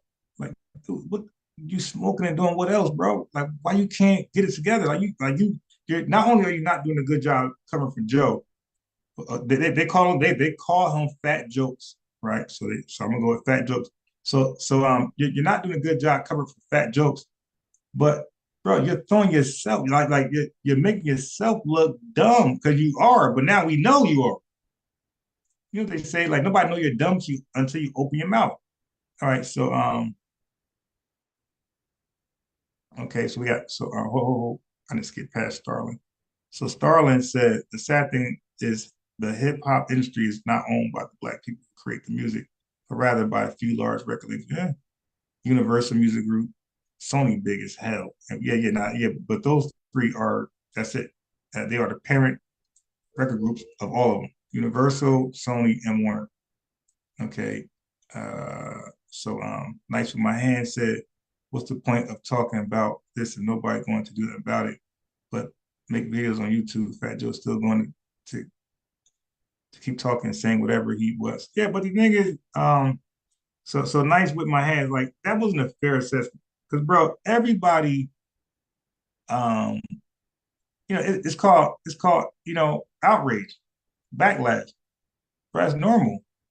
So that wasn't fair for you, bro. It doesn't like just because you have like not outrage is always intended to stop you from doing what you're doing. Like outrage, like people just want to express themselves. Like, cause sometimes they actually like you, right? Sometimes like your hands, nice with your hands. Sometimes the outrage comes from people from your fans. They actually like you, your supporters. They actually like you, but they don't like what you said right here. So they might email you. But we're in the day and age of social, podcasts.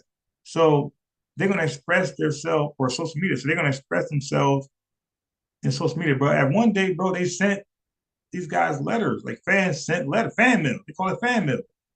Just physical letters they sent your ass to express how they feel about you. Dig? So people just gonna like you do it. You express what you don't like at your job or in politics, or you can't do shit about it. So that wasn't a fair comment because people look. That's the main reason why people express it because they can't do shit about it. So the least I can do is just say I don't like it. Yeah, when you can't do anything about it, the least you're gonna do is actually talk about it because I can't do nothing about it. Because it's like for example, if a person felt like they had to neutralize a threat, they're gonna do it. They're not gonna talk about it. They're gonna do it.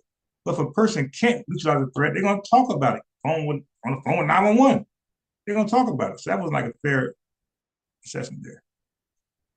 So he said, we got better things we need to address for our community than Fat Joe. Actually, we don't. No.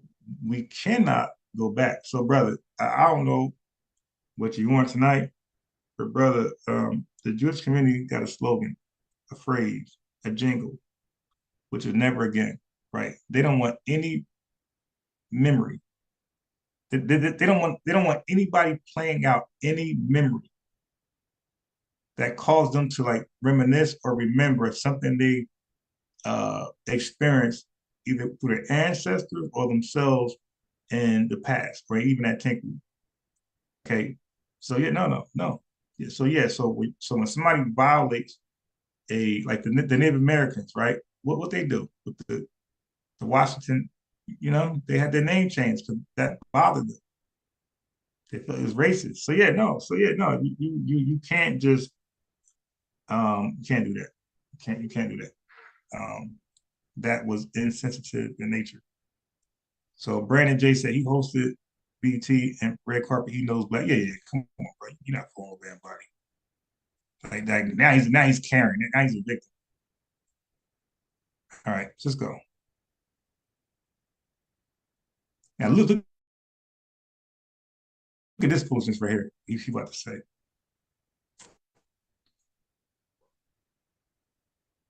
Look at this. When people of other races come close to this culture or make waves in this culture, that they're looked at as All right. culture So now vultures. he about to do some more lying.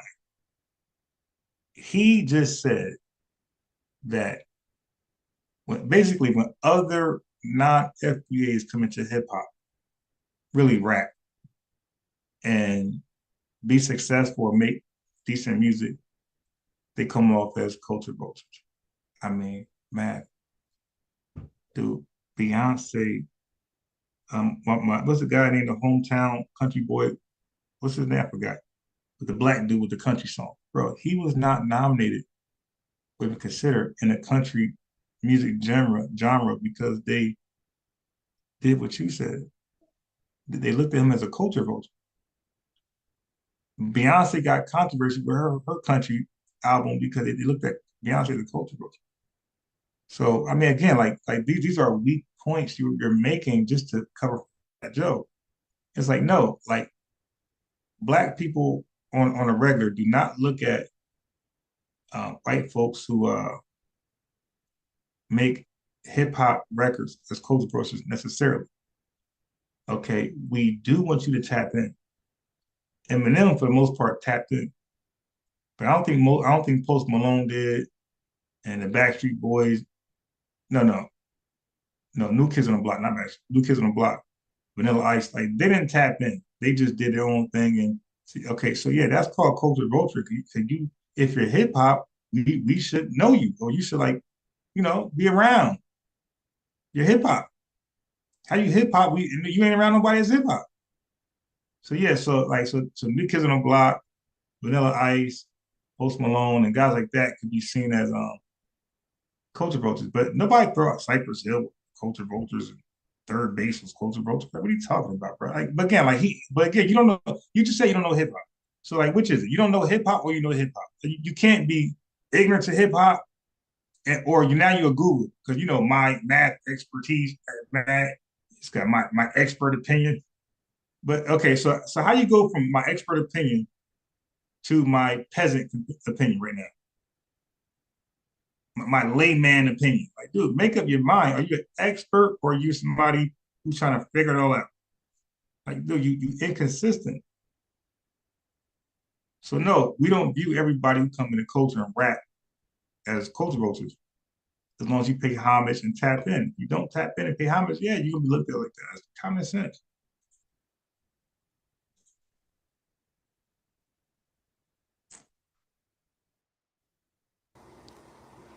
And that never really made sense to me because the people that are usually targeted are either people who had a strong admiration for this culture and wanted to be a part of it, or, you know, people who just grew up.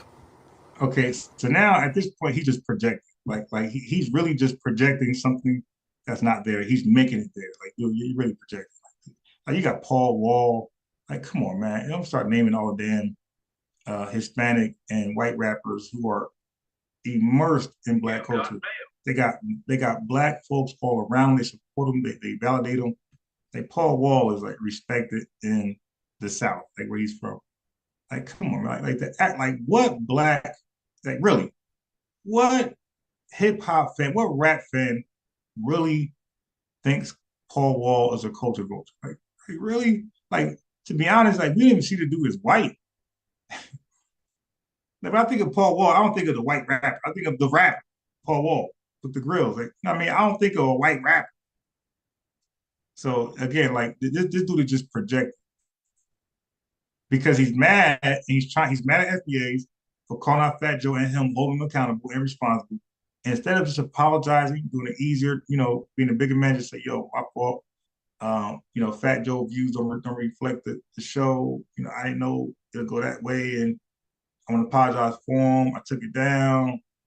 I had to talk with him. Next time you come on, we're gonna tone it down a little bit, be more professional. Like that's the easier way. That's a 5 minute, 10 minute live address. Like, why you gotta do an hour live of saying absolutely nothing?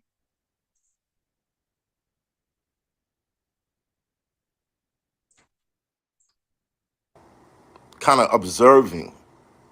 You dig what I'm saying? People who have a love for it naturally. And I would never want to discourage that. That's not the goal for me. It's not to discourage that. But calling somebody a culture vulture, and Who I'm was yo? This is a complete straw man. Who used the word culture vote? And the thing is, like during this this rant, this 1 hour rant he did, he kept saying, "Hey, this is my opinion. This is my opinion. This is my opinion." So if somebody from the FBA, ladies, call Fat Joe a culture vulture, that's their opinion. That's not my opinion. That's their opinion. Like you said, Matt, you said this is your opinion. You said, hey, man, I can be right or wrong. Correct me if you want, but this is my opinion. Okay, so the person who called Fat Joe, which I don't even know that even happened, but if somebody mysteriously called Fat Joe a culture vulture, that's just their opinion. Like most hip hop fans don't look at Fat Joe as a culture vulture, but but a lot of hip hop fans have a problem with the way he's excessively using the N word. That's all. That's why we're even here. We're not here because he's a Puerto Rican rapper. That's not why we're here. We're here because he's a Puerto Rican rapper who excessively uses the N word. To some people, some people feel like, yo, so some FBAs like don't mind, but some FBAs do, and they're the ones with the outrage. Like, how can you get mad at people being offended?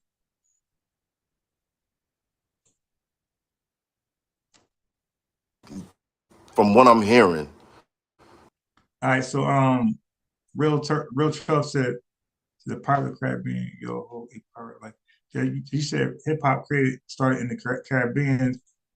Um, the reason why is what's your proof of that? Explain. they didn't create it, Wait, right? go back.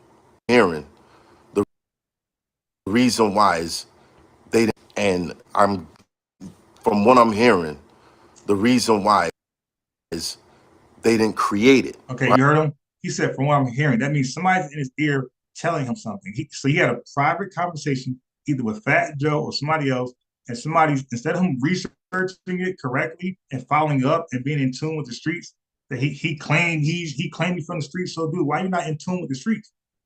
So he claims he's in tune with the streets, but he's hearing it from somebody else. Okay, that the math thing, math again.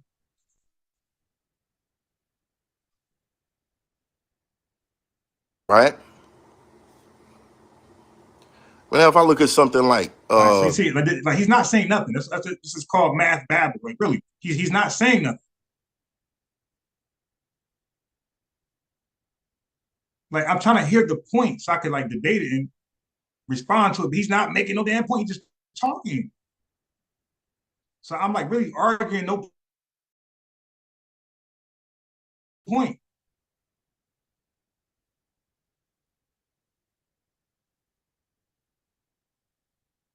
All right, let it load up. Let it load up. Let it load up. It's coming. Oh my god. Well, it gets worse. so when I hear people, It gets worse. making these comments or, hating on Fat Joe or So okay. So he looks at FBA people resenting the N-word excessively on a large platform before the entire country. He looks at people resenting that as they're hating. Okay, cool. Me and Matt Hoffa in person. Me and Matt Hoffa's FaceTime. Matt Hoffa. When the baby made that STD comment, right, in the crowd. And the LGBTQIA plus community came out, spoke against it, and resented it. Were they hating on the baby? Were they hating? What do you think? You think he's gonna say they were hating? They were hating on the baby. What do you think? Or is he gonna say they had a right to feel like that? Okay, so like this guy, he just clearly in him, he never respected FBAs. Our feelings don't mean SHIT. Try not to curse out alive because it'd be shadow management and stuff like that. So, but I believe it was always in him. And this is why he always punching the FBA doing the face. And this guy sneak attacks FBAs and he never puts anybody down. He gets a clean, because they say knockouts come when you don't expect it. All of his punches were unexpected. And he's never put somebody to the floor. He always just sneak attack somebody. Now, FBA culture, that's not what we do. We trying to show hands, like show hands. My hands name. We trying to show hands. You dig? That's what we do. We're not. FBA ain't really known for sneaking. Like you see Whack 100 fighting and squaring up. You dig? Like that's kind of what we do. We kind of like to square up. The sneaking stuff only if we're trying to neutralize a threat with sneaking. But if you talking slick, we gonna size you up. Just get it. We ain't gonna, and then don't never drop nobody. That's what he does. Like, dude, like you never drop nobody. You hit those like 125 pounds. He didn't even fall. You snuck.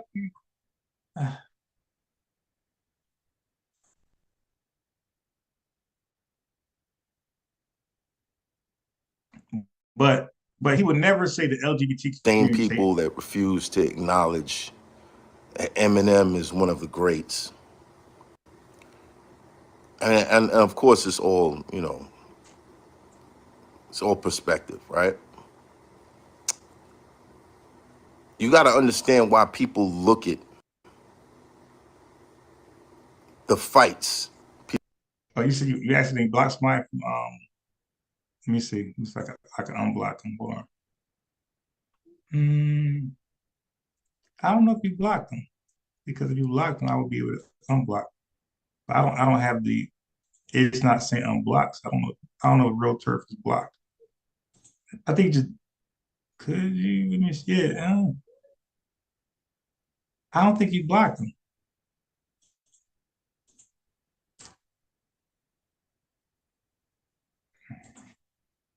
Yeah, I don't think you blocked him. I think he might delete his messages. He might have timed them out. I don't think you blocked him. If you did, I'll unblock him in a second. Yeah, Hoffa is from Barbados. Oh, so he is.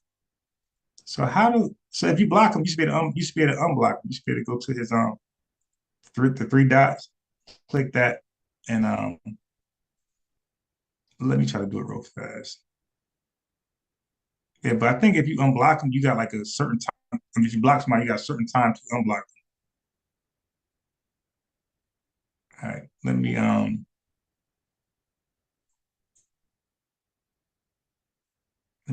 try to do it real fast. I don't destroy the show.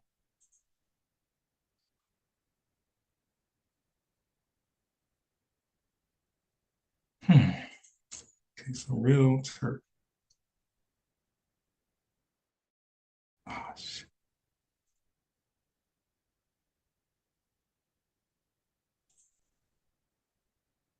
Okay, so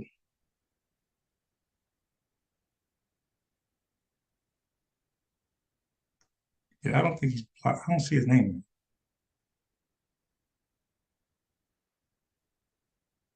Yeah, I don't see his name. He's not blocked. No, he's not blocked. He's not in the block queue.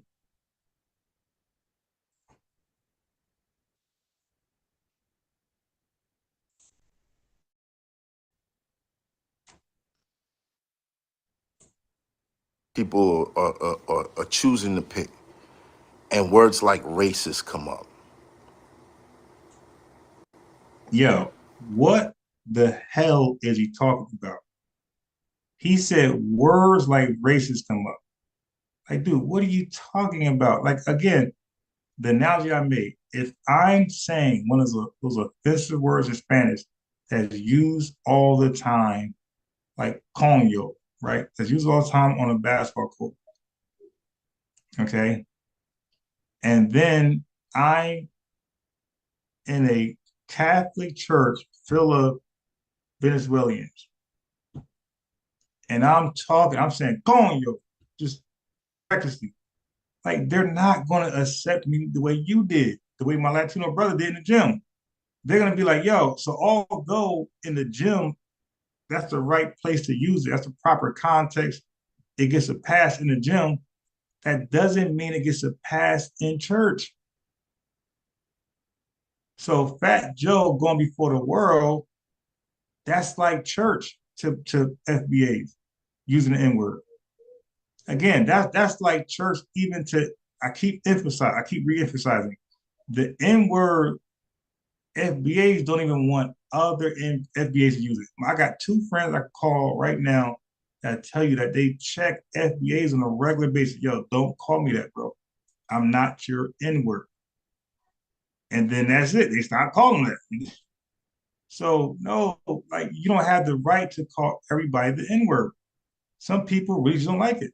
Matter of fact, if you call, uh, I heard some white people say that, because we'll put the N word anybody. I heard white boys get put the N word on. They're like, yo, I ain't, you know what I mean? Don't call me that. I'm not that. And there you go. So everybody, you can't enforce your definition or your term on everybody. As a result, you could get in trouble on your job doing that.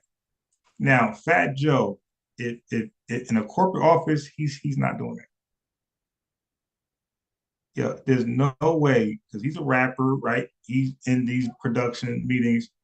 That's a corporate place now. Okay, when you make it big, you're now in the corporate rooms. You're bigger than rap now. You're on the bigger things. Okay, in those settings, you cannot indiscriminately just start saying the N word. People will get a lawsuit in a bag ASAP. Cannot do that. So again, like this trying to explain away is crazy for Matt Hopper, and this made him look crazy. This is why I'm not subscribing. Dude, really? Did you really got here and make a mess?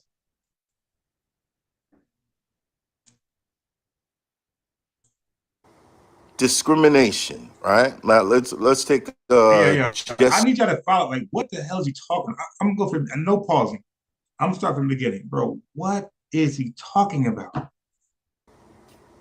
so when I hear people,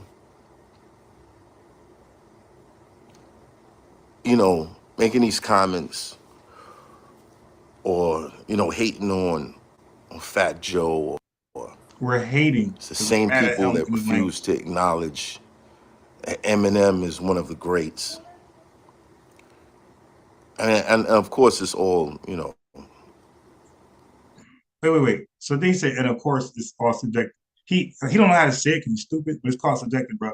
Of course, it's all subjective. Let's give you one more chance to get it right. Say it, bro. Say, of course, it's all subjective. Say it. and of course, What? it's all, Oh my God, it's all it's perspective, subjective, right? stupid. Um, so if a black no, because your focal point there are FBAs. So if an FBA says Eminem's an all-time great, we're what? Hating?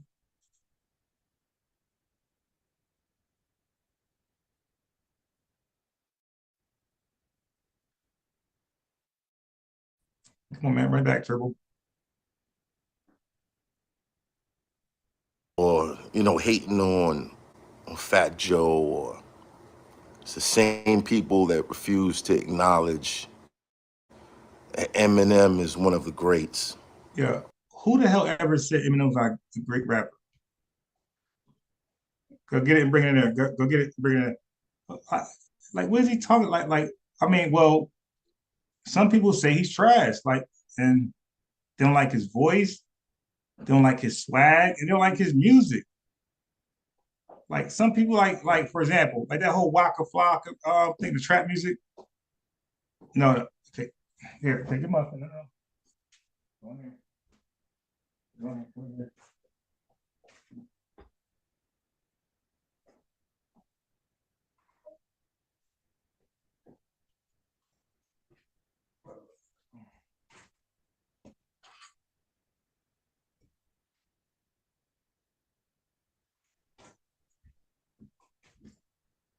Hey yo. All right. All right. So for y'all to act retarded, Eminem is not bumped in the hoods. Well, at least East Coast. I don't know if they're doing the Midwest and the South and the West Coast, but the East Coast, the tri-state, Eminem is not bumped. Okay, we play music when we play basketball. We play music when black people, we play music a lot. Hip hop, rap, a lot. Eminem, I don't think I ever heard, not even Renegade. I don't think I ever heard Eminem come out the speakers of somebody playing music on a basketball court or any event, or even like, a football game. Yeah, I never heard Eminem. It's always the more relevant, best rappers, the people that's relatable. You'll hear Future, you'll hear the Baby, you'll hear Lil Baby, you'll hear Meek, you hear, what I mean, guys like that. Gunna, like the Eminem, and okay, if you want to go back, you'll hear Lil Wayne, you'll hear T.I., you'll hear Ludacris, you dig? You'll hear Nipsey, you'll hear I mean, like, what can I tell you? Like, Eminem was never a rapper in the black community that was played like that. So, dude, like, I mean, so how do we actually rate him now? How do we judge him? Like, yeah, he accomplished a lot. He sold a lot of records, but there's more white people than black people. So yeah, you can always sell more records, but he was not appreciated in the hip hop culture as somebody like Lil Wayne or Kendrick Lamar. It just wasn't. So how are we going to put Eminem above Kendrick Lamar or Eminem? I'm sorry, Eminem or Kendrick Lamar or Lil Wayne when he was not respected and appreciated more than those two. So how does he go above them? Like yeah, we like some of his music, catchy lyrics, but again, like he was like the appreciation, like people like nobody was buying Eminem albums. They did, you didn't know about it. Like even Juvenile had like a little buzz for a second. Like Juvenile was appreciated for a long while. Master P, the No Limit Movement was appreciated. You dig? Even Flip was appreciated. The Goody Mob, like, what I mean, Terror Club, all these guys were appreciated. Like, what I mean? Like, their name ring bells, and like, you dig? Like, that's just what it is. Bone Thugs and Harmony and all type of other people, these names ring bell in music. Like Eminem, new song, like DJ Clue, new one, Eminem, like who like, oh, Eminem, I can't wait. Nah, but it said new hit, Twister, R. Kelly. You like, oh, okay. Let me put my cup down. Hey, everybody be quiet. Like, you were not doing that for an Eminem drop. Like, stop. Let's just be honest. You were not doing that. So for him to be not considered amongst the greatest, like, that's logical, because he was never talked about in hip hop circles, barbershop conversations. Chef, I got a name for you. I ain't gonna say it. I might steal it. But yeah, but in a barbershop, Eminem was never like, I mean, a couple people say Eminem, say, hey, I like Eminem, but the majority would say other people that were not named Eminem, even though everybody acknowledged him as being nice and great. So nobody's like warding him down. Nobody's diminishing and demoting what he done in his songs and his cleverness, his uniqueness. But again, like, he's not appreciated as one of the greatest. He's just not. He does not. Lil Wayne and Kendrick Lamar is received over Eminem. 100%. T.I. is received over Eminem. Okay, that's three. Let me just freestyle. So that's three. And I ain't going to the top. I'm just going to like kind of like a little below the top. Snoop Dogg is received over. I mean, who argue that? 50 Cent is received over Eminem. Like, that's five right there. You dig? Like, who will argue that? Mace, when Mace was on top before he retired, Mace was received over Eminem. Like, nobody's putting Eminem over Mace. Like, not during Mace heights. Like, stop. Like, Mace had shit on lock. Tretch, when Tretch had the game going, nobody was putting Eminem over Tretch. When the DOC came on the scene, he took the rap game by storm. It wasn't forced. It wasn't overplays and because he's white. Of course, he's black. I'm saying, like, nobody pushed him. The DOC came out, had this crazy wild flow, this articulate, clear style, the image, you dig, the swag. He took the rap game immediately. The rap game was in the DOC palms once he got on the microphone. He didn't need no extra push, no hype machine, none of that stuff. The rap, and it was authentic. It was genuine. He was from Texas, signed with the West Coast guys. I think Rufus Records, whatever. But the East Coast respected, and that was hard to do. It was really hard for like the West Coast to respect East Coast rappers, and East Coast respect West Coast rappers. It was like more easier to respect that South rapper, South, East Coast, or Midwest. It was really hard for us to respect West Coast us. So when we was respecting DOC, like, that was the ultimate stamp. Like, yo, that dude is special. That dude about to take over the game type shit. I mean, he came on the scene, East Coast rappers was shivering. Like, damn, who the hell is that? Like, yo, where you from? Like, who is he? You dig? Like, people like trying to inquire, like, yo, where did he come from? Like, we be like, yo, he gotta be East Coast. We be like, ain't no way he's not East Coast with a flow like that. Ain't no way. But like when did Eminem have that moment? Like, he was always pushed and pushed and pushed and pushed. And he was never like overwhelmingly received in the black population. He just wasn't. I liked him. I think a dope rapper. I think he deserved to be in a Hall of Fame, a green jacket, whatever. But I do not appreciate him over Kendrick, Lil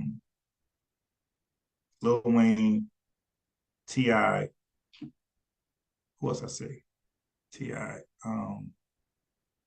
Definitely not. I mean, what, are we gonna do Future? Do Future count? Can we name Future? Does Future, does he count? Can we say Future? Are we allowed to say those words? Can we say Future? Who in their right mind believes Eminem? Like we be talking about top five. I don't know how Future's not there.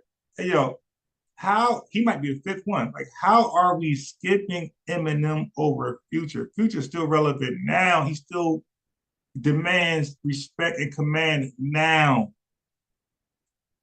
Eminem can't tie Future shoes. He even got little she for the streets. Like he even got like phrases. You did like what are you like? No, he got a look. Everybody was stealing. Eminem had a look too. People stole, but but Future is no way Eminem's impact. Eminem had a great impact. It was big, it was heavy, but it's not like the Lil Wayne, and it's not like the Future impact. It just and the Ti, it's just not rolling. Oh, that song 24, fast. Oh my, wrong. Like Ti stole it right away with that video. South dude. At that time, I'm like South. Who this dude? But I'm like, yeah, that box. And at that time, East Coast real prejudice against the South. So you like running on and on. That's why on my on running. I'm like, okay, all right, I give South a chance. I do okay. So now, all right, let me hear something else. That might be the one flip song that just flip game. That might be a flip game over song, one hit wonder. But then he came with another and another and another and another and another and another. Like, oh, okay, now that dude is bad. You dig? And another, he never stopped. Like Eminem ain't do that. Eminem ain't do that. Eminem ain't do what Ti did. And another and another and another and another and another. No, like Ti had the clubs going crazy, bro. Ti had the streets going crazy. So like a lot of our youth go to house parties, right? Which are always dangerous for them. Ain't nobody bumping Eminem at a house party. Are you serious? Yo, they might even put NBA YoungBoy over Eminem. So what is Math Hoffa talking about? There's so many artists to consider, and who's putting Eminem over Tupac? Like, I mean, I said Snoop Dogg, the other one. Who's putting like, come on, Eminem ain't touching Snoop Dogg. Okay, get throwing garbage. Yeah, he is not Snoop Dogg Doggy Style, and all thing he did with the Dog Pound, their record. Yeah, go ahead. Go ahead. Go ahead. New York, big city of dreams. Everything in New York ain't always what it seems. You might be fooled if you come from out of town, but you know, to get that. Yeah, the corrupt, like, bro, stop. So because we like those guys, I just named over and LL Cool J, obviously. But so we named those guys over Eminem. And that's called hate.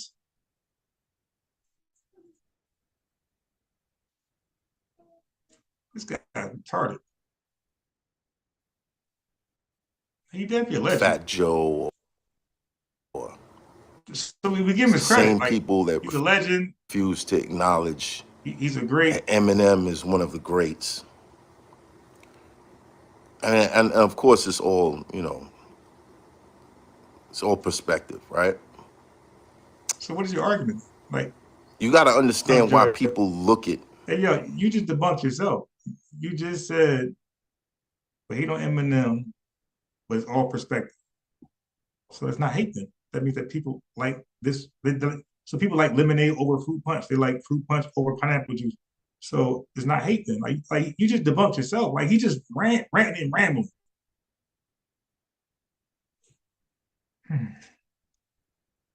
Yeah, the dude is weird. The fights people are choosing to pick, and words like racist come up. For who? Discrimination, right? Now let's take Jesse. So All right. when I hear Dude he's freestyling, he's horrible at it. He's all over the place. Racism. Okay, let's look at discrimination. Jesse Peterson, like, dude, what did you Jesse Lee Peterson? What are you talking about, bro? You just ranting and freestyle. You're not making like nothing is connecting. Here you go again.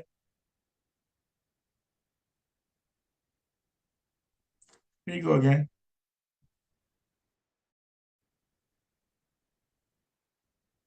Oh, by the way, I'm gonna get to those numbers in a second.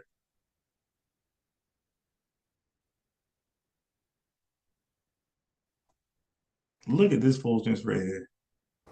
You think it don't get any worse? They're not black. Okay, so he put it in quotations. So obviously he's talking about Fat Joe. Okay, Fat Joe's not black. I mean, he doesn't even. He's Puerto Rican. He's not black. So when somebody says he's not black, they're being honest. Like, why the he's not black? Why the quotation? He's not black. That's not up for debate.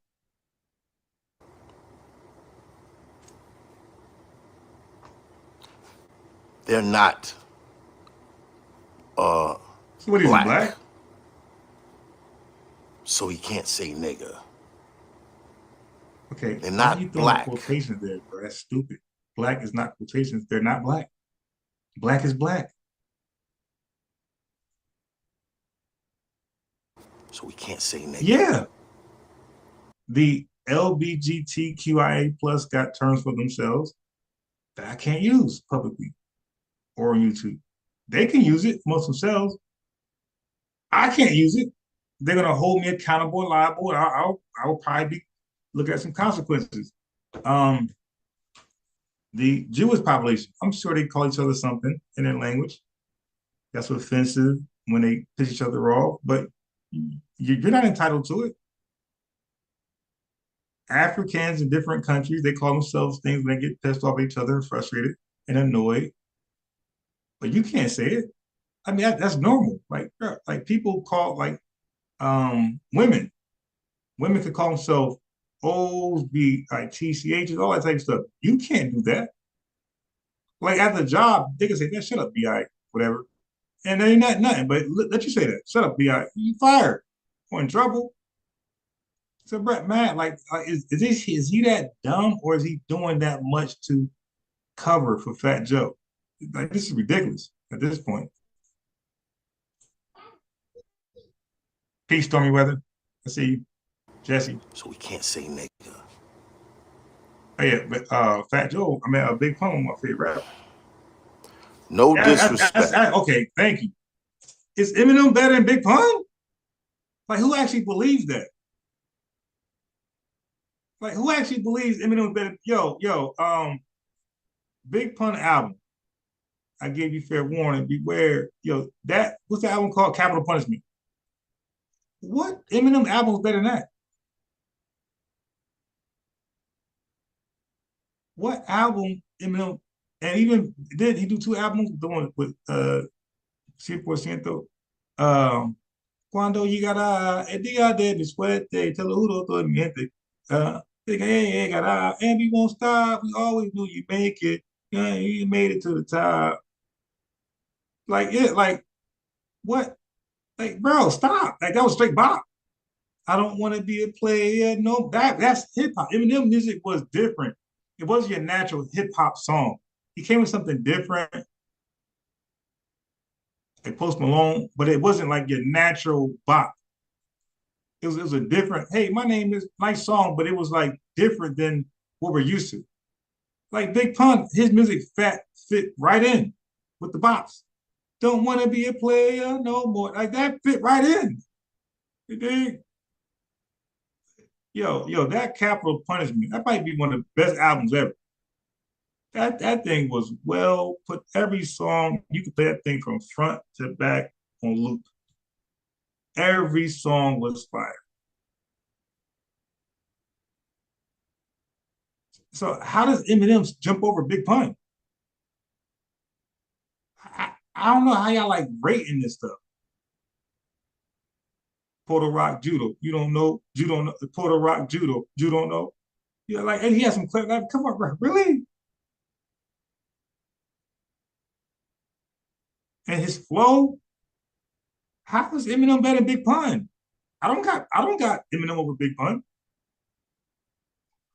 I got the song with Big Pun. Big Pun did a song with Treach and Tony Sunshine. That was like kind of like underrated because Treach is falling off. But that song was "We Can Do It in the Middle of Italy." Don't worry about the man. He can do diddly. I can treat you better, senora, senora. Yeah, that song was Google that shit. That shit was fire. What? Yo, no, I don't got Eminem over Big Pun, but we're hating though. We're racist or discriminating against Eminem because we believe other rappers did more impactful and more memorable. Like Big Pun, like he's been gone for how long? People still bring his name up. If something unfortunately happened to Eminem tomorrow, who's bringing his name up 10 years from now? Like nobody doing that. But Big Pun, his impact was so large, and you know what I mean, and embrace it that we still bring his name up. Like letting the chat just bring his name up. Like, so how is Eminem better than Future and Big Pun and Lil Wayne and T.I.? Like, I honestly don't believe that. I don't believe he's better than those guys that just named Snoop Dogg. You're not better than Snoop Dogg, dude. Like Snoop Dogg album, you're not rocking. You ain't Gin and Juice. You ain't got one song better than Gin and Juice. Like, are you serious? Eminem ain't got one song better than Gin and Juice. Not one. All the songs are better. Gin and Juice is better than every song Eminem made combined. He ain't got, if they did verses, he got no song to say. Snoop Doggy, Doggy, Dog. Yeah, what song he got to stop? Yeah, crazy? No, no. I don't have him. He's great. He's a legend, Green Jacket, like those people too. But he's not better than them.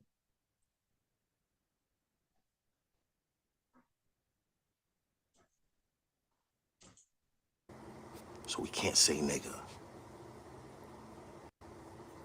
Okay, well, let me read the chat. Yeah, you can. If okay, if a word is offensive to a particular race, ethnicity, language, and they're saying don't use it. If you're not part of this race, don't use it. That's end of discussion. How are we going further? If a woman says, I'm biased, don't call me that. If a member of the LGBTQIA plus, I'm biased, don't call me that. That's it. Oh, nah, I'm gonna do it because that's it. Okay, you got it. You got it. If an Asian man or woman say, I'm biased, don't call me that. That's offensive. A Filipino, that's it. It's done. The debate's over. Okay, I won't say it again. You dig? A Jewish person, hey, nah, that's offensive actually, but please don't say it to me. A white person, white woman, a woman. Nah, no, I'm good. Don't somebody I don't know, they call themselves dwarfs, a little person, I don't know. But they say, hey, don't say the word midget. That's offensive. Don't I'm okay, I'm sorry. So what do you want me to call you in replace? That's what you do. Well, call me this. I keep a mental note of that. Got you. Pam. That's it. Or disabled per deaf person. Hey, don't call me deaf. Just say I'm this. You know. Oh, okay.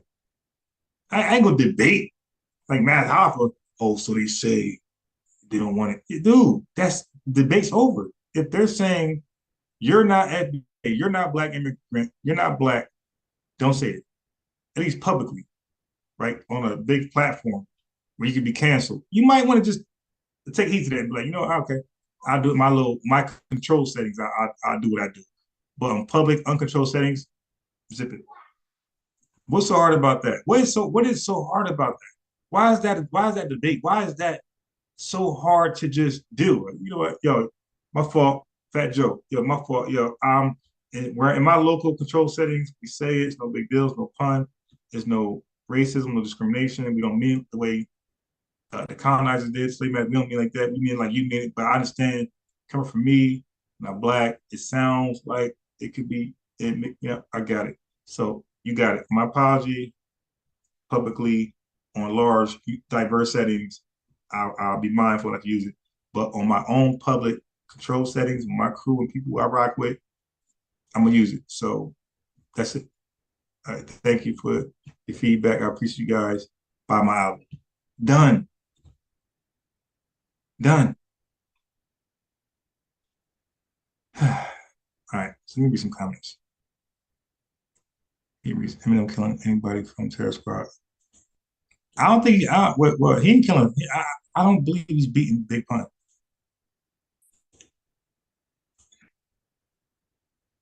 All right. Okay, so Jesse said my top five list is Big Pun, Big L, Eminem, Jay-Z. Now I don't got a problem. Your list is dope. Big Pun, Big L, Eminem, Nas, and Jay-Z. That's a dope list. That's a worthy list. Like nobody's gonna say that is trash. No, that's a dope list. They're good. They're all great. Not good. They're all great. That's a dope list. Like that's a list you can say, hey, here's my list. Give me a list better. And Smush can give their list to try to compete with that. You dig? But yeah, that's a dope list. And I like Jay-Z on there. I would just take Jay-Z. From your list, I'll just take Jay-Z. I'm a Nas fan, but I won't even take Nas. I'm a big Pun fan. I wouldn't take Big Pun. Big L ain't really do much really like that to be considered. So I wouldn't even consider Big L. But for your list, I'll just take Jay-Z. I'll probably do Jay-Z. I hate freestyle. I got a list already. I hate to say another list because it ain't gonna be my list. But Jay-Z, I think I said AZ. I think I said Biggie Smalls. I think I said I mean, can I put the deal? You put Big L. Can I put DLC? The DLC. You put Big L. He ain't really do nothing. And DLC career was short. So can I add DLC as number four? You got Big L in there. I got DLC to your Big L. I got the DLC versus your Big L. I got DLC. And number five will probably be I'm gonna go Foxy Brown. I'm gonna go Foxy Brown versus your Eminem. That's what I'm gonna do. I'm gonna do Foxy versus your Eminem. Okay. I heard somebody talking about Big Pun on another channel. His name is Rios. Was his lyrics positive were filled with profanity? Nah. Big Pun was not an N-word type of guy. Puerto Rock Judo. You don't know. He was always like kind of funny, kind of clever, witty, kind of like a Cameron type of rapper. And Cameron first started off like kind of like trying to make you laugh a little bit. Um, like people know early Cameron, Horse and Carriage. Um, Let me read some more comments. Trying to like read y'all comments. Uh, but they, but the key other groups make up their own terms. They don't use terms handed down from their oppressors. Yeah, exactly. Eminem killing anybody. I read that. Ken Knief said never, not embarrassed. The culture never heard of him dissing black people. Who's that? Ken Knief. I kind of like lost. I said a bunch of stuff, so I don't know who you're talking about. Or claiming he created hip hop. Well, who you talking about? The watcher said Pun has a small body. Yeah, I know. So I know that's probably not gonna be considered, but that's why I got and like I heard academics says Eminem might be disqualified because a lot of his best work was his freestyles, which were like copyrighted. So you can't really find them like that because they're not like authentic. He was rapping over beats without clearance. Okay, so he might be eliminated. I get so if y'all that's your argument, Big Pun not about it. Word Lil Wayne best work was illegal. Yeah, okay. I could see I'm unbiased. I could like, okay, that makes sense. That makes sense. But then I'm gonna say, what about Future? But you can't switch to I heard somebody say lyricist. That's slick. Because when people say when is an all-time great, they're not talking about lyrics, they're talking about songs, song rapping, it's not his music. So I mean, y'all don't want to go album for album with Future. I'm saying right now. Like he's gonna beat up a lot of guys. A lot of guys in your top five, top 10, Future gonna beat up a lot of guys album for album. Like I heard albums from him. How about God, it's a song I should always sing on the basketball court. Something with sauce. Something with sauce. Something sauce. Something sauce. That sauce. Oh, whoo. if I did a battle a versus with you guys, and I did Future, you could pick these guys, and I play that song Sauce something sauce. Oh my god. Jesse said Big Pun did one album. His second album was a collection of undone songs he had left that didn't make the okay. Jesse, he also wrote Don Carpenter for Joe. Okay. What IBM say? We can reject these wannabes, but their followers numbers draw our to greedy artists. Yeah, where did because I didn't see the guy blocked. I'll check again. Maybe I don't know. Maybe you can't unblock him to the live's over. I don't know because he's not in the block list. I'm biased. You asking top lyricists, or yeah. So my thing was never a lyricist because if you go lyricist, then you got to go with guys probably who ain't as popular, who ain't really put a great body of work. Because I'm gonna really start putting people in there. Let me see. So, does Future have elite technical skills though? But then it goes back to is it lyrics now? So that's the thing though.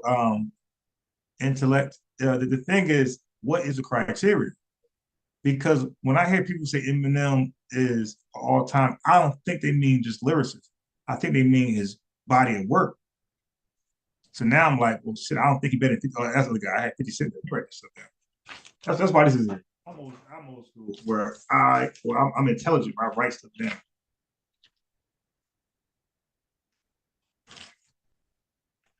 So I got Ti. And how come y'all give me pushback? I'm saying these are the guys I'm saying I got over Eminem. Okay, I got Ti, Lil Wayne, I got 50 Cent, I got Future. Okay, and who else did I have? Of course, Snoop. I got Snoop. Okay, so y'all want body of work more than one album? So I got Ti, Lil Wayne, 50 Cent, Future. I got Snoop. That's five right there, right? One, two, three, four, five. Okay, let's go with that. So talk to me. Talk to me. So that's my five. Talk to me. Talk to me. That's my five. What's up?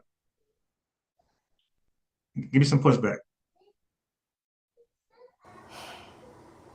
No disrespect to any of you, but growing up, Antonio was my nigga, Hector was my nigga, Victor was my nigga. Yeah. Okay. Got you. Go back. Okay. Go sit down. Okay. No, there. Okay, sit right there. Teach them manners. All right. There we go. Okay, so this ain't gonna be it right here. So I already know what this is right here. Okay. Okay. So this is the definition of tether because math seems to fit it. So just a reminder what tether means.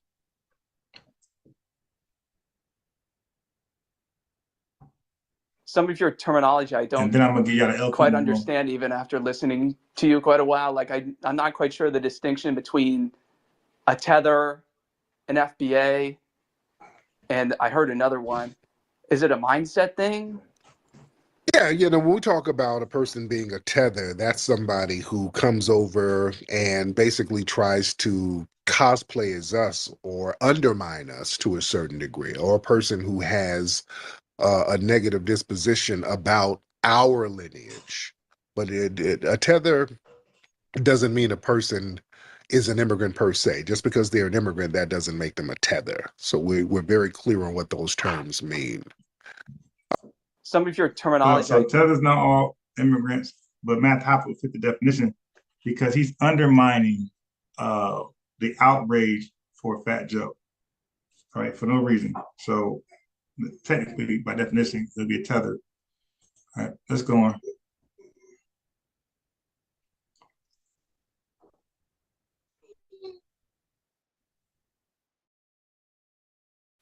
Let's go on. So this is Lord Jamar. He's about to read the definition of a tether.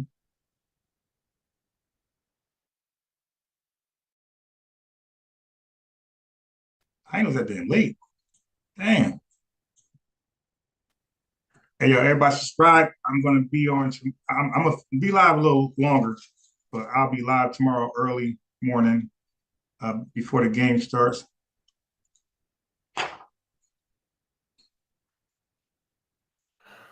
Unbiased Sports, gloves off. Thank you again. He said, tether equal black immigrants that undermine FBAs. Not all black immigrants undermine us, our tethers. There you go. You got your definition? So we don't poison the well. Not all immigrants, not all black immigrants are tethers. Only the ones who talk like Matt Hop. Unbiased Sports, gloves off. Thank you again. He said, tether equal black immigrants that undermine FBAs. Not all black immigrants undermine us, our tethers. There you go. Okay, so let's go here. So here are the numbers I was talking about that we got. Here's the numbers. But before I get the numbers, I want to see the chat, see what we're saying now, for the numbers. Because this is going to be alarming. Okay.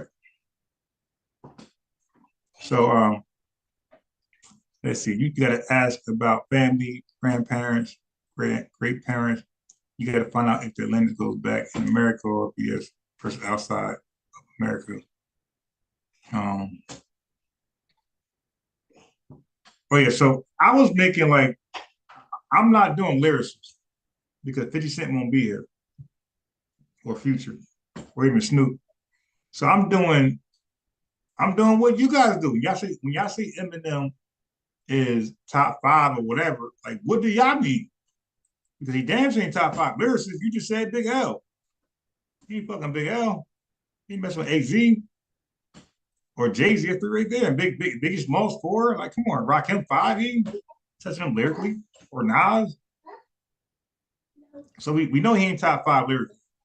So he must be. The argument must be made that he's top 5 for embodied work like music, production, things like that. His songs. So I'm saying song wise, T.I., Lil Wayne, 50 Cent, Future, and Snoop. They got him beat. Oh, you hit his comment. Okay, but where he go though? How come he didn't say nothing else? What's his name again? What was his name? Because he just dipped. What's his name? Hold on. Try to find him. Because he ain't making another statement. Real turd.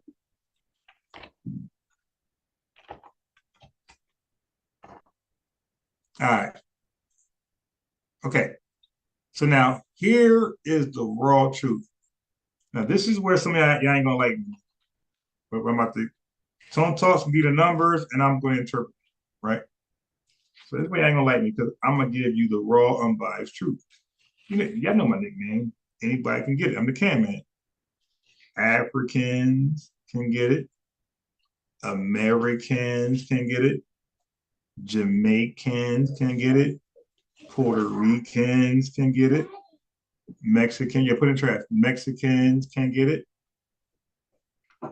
Your brother can get it. Your girl can get it. Anybody can get it. I'm the can man. Put it back. Anybody can get it. Okay, so I gotta be honest. Right? So here we go. I know it's late, everybody wanna get off. Here you go. Let's get the numbers. Here's the raw truth that nobody wanna say, but I'm gonna say it. Tone said it, but I'm gonna say it again. I'm gonna say it differently, I should say.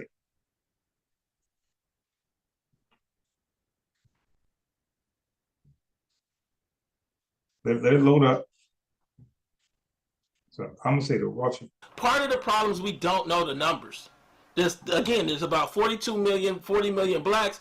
only 300, 400,000 are Nigerian, only 1 million are Jamaican. Every other group is nominal from there. If you look at Joy Reid, she comes from the Congo. We might not have 100,000 people from the Congo in America. So how are you on TV representing the ADOS community? Part of the problem is we don't know the numbers. There's about 42 million, 40 million blacks. Only 300, 400,000 are Nigerian. Only 1 million are Jamaican. Every other group is nominal from there. If you look at Joy Reid, she comes from the Congo. We might not have 100,000 people from the Congo in America. So how are you on TV representing the ADOS community? Part of the problem is we don't know the numbers. There's about 42 million, 40 million blacks. Only 300, 400,000 are Nigerian. Only 1 million are Jamaican. Every other group is nominal from there. If you look at Joy Reid, she comes from the Congo. We might not have 100,000 people from the Congo in America. So how are you on TV representing the ADOS community? So what these numbers screamed to me, right, was this. Oh, let me type.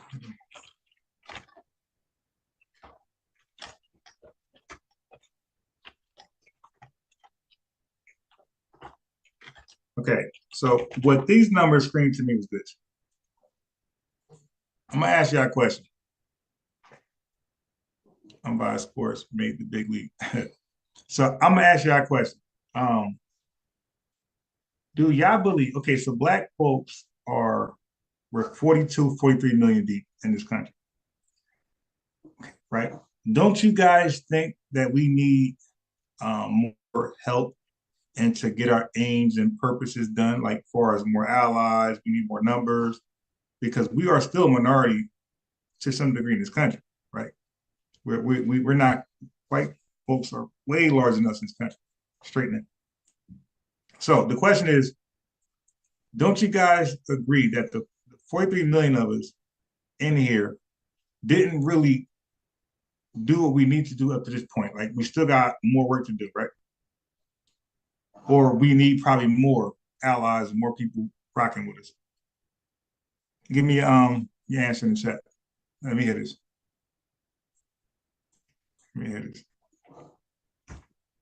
It's a track question. It's definitely a track. But go ahead. Talk to me. It's definitely a track question, 100%. If you're dishonestly answering, it's a trap question. If you're honestly answering, it's a regular question. But talk to me. Okay. So let me do a poll.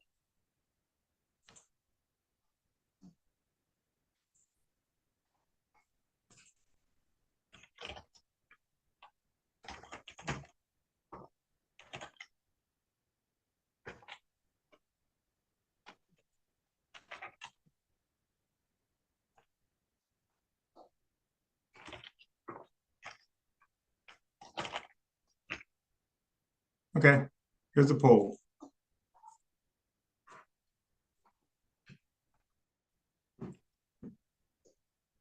I kind of like, part of my bad grammar. That's supposed to be R 43 million. I put is. Anyway, so please fill out that poll real fast.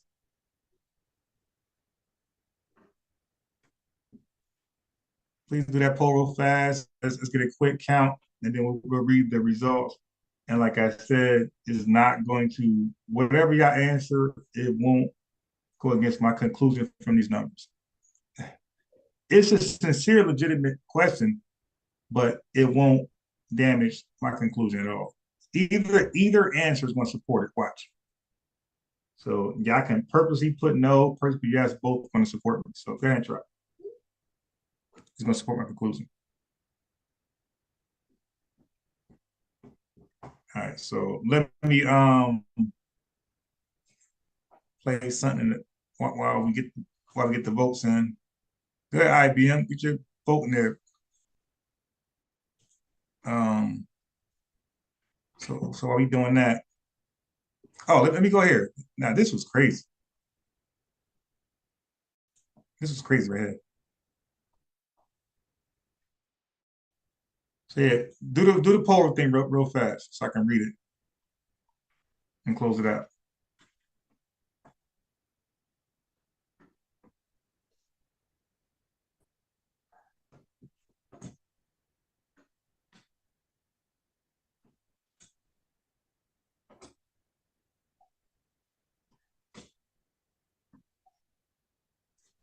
Okay, this ain't gonna take this damn long to reload. Come on, slow ass computer.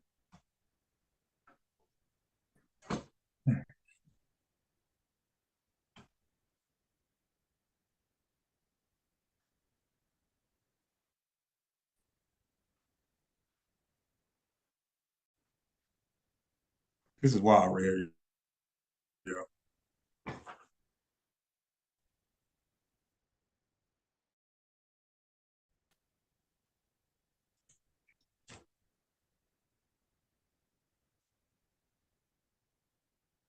Because my conclusion gonna be They got white names, you know what I mean? Like, it'll be like something Thompson, you know what I mean? Yeah. You'll never see that in an African person. It'll be like Pascal, it'll be Hamada Gogo, it'll be, you know what I mean? Yeah, Kevin, da da da. They're all, I don't know, like white people. So something Williams. Yeah, so.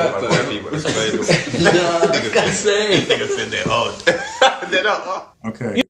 So these black immigrants, again, like they just FBA on their mind all day long. Yo, these like black immigrants that's not in America, they're hardly ever on my mind. All right. So these guys sit around all day and try to come up ways to like to minimize like black FBA's presence in the world. So FBA's got last names. We don't, I guess. So hey, man, their last names are Charles, Harrison, Wilson, Smith, Jackson. All these are white man-owned slave names, man. They're owned. Like they just got these little goofy personal jokes all day long. And we're always on their mind 24/7. So it's like, yeah, but when y'all come over here and get citizenship, you guys are gonna have a last name too. Am I mistaken? Like when immigrants, Spanish or black, when they come over here and they get citizenship the right way, they become legalized citizens. Okay, don't they have a last name?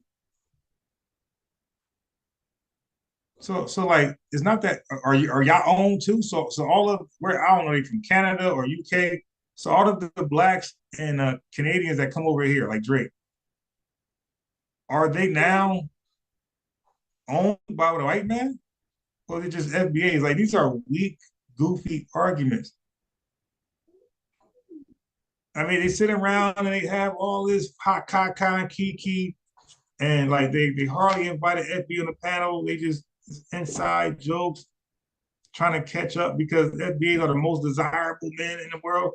Like, yo, what? Okay. So, I mean, what really is it?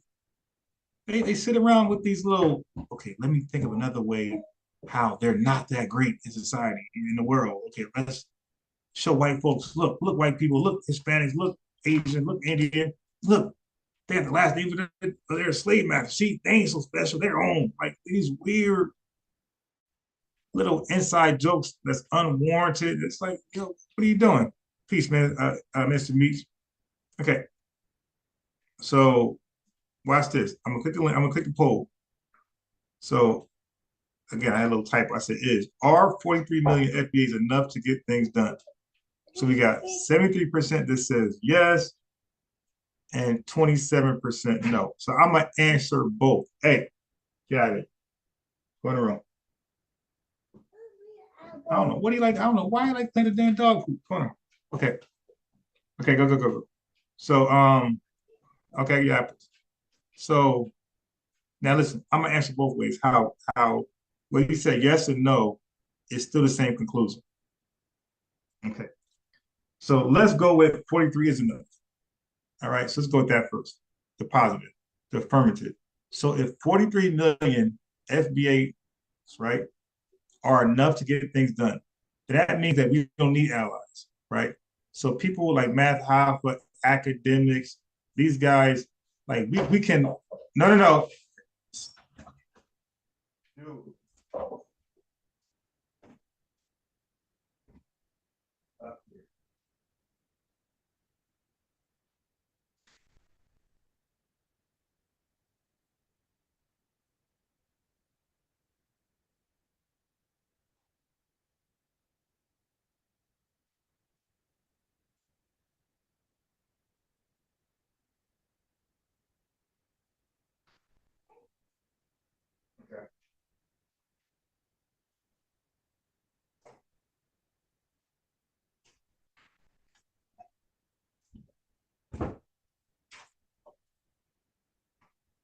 Okay.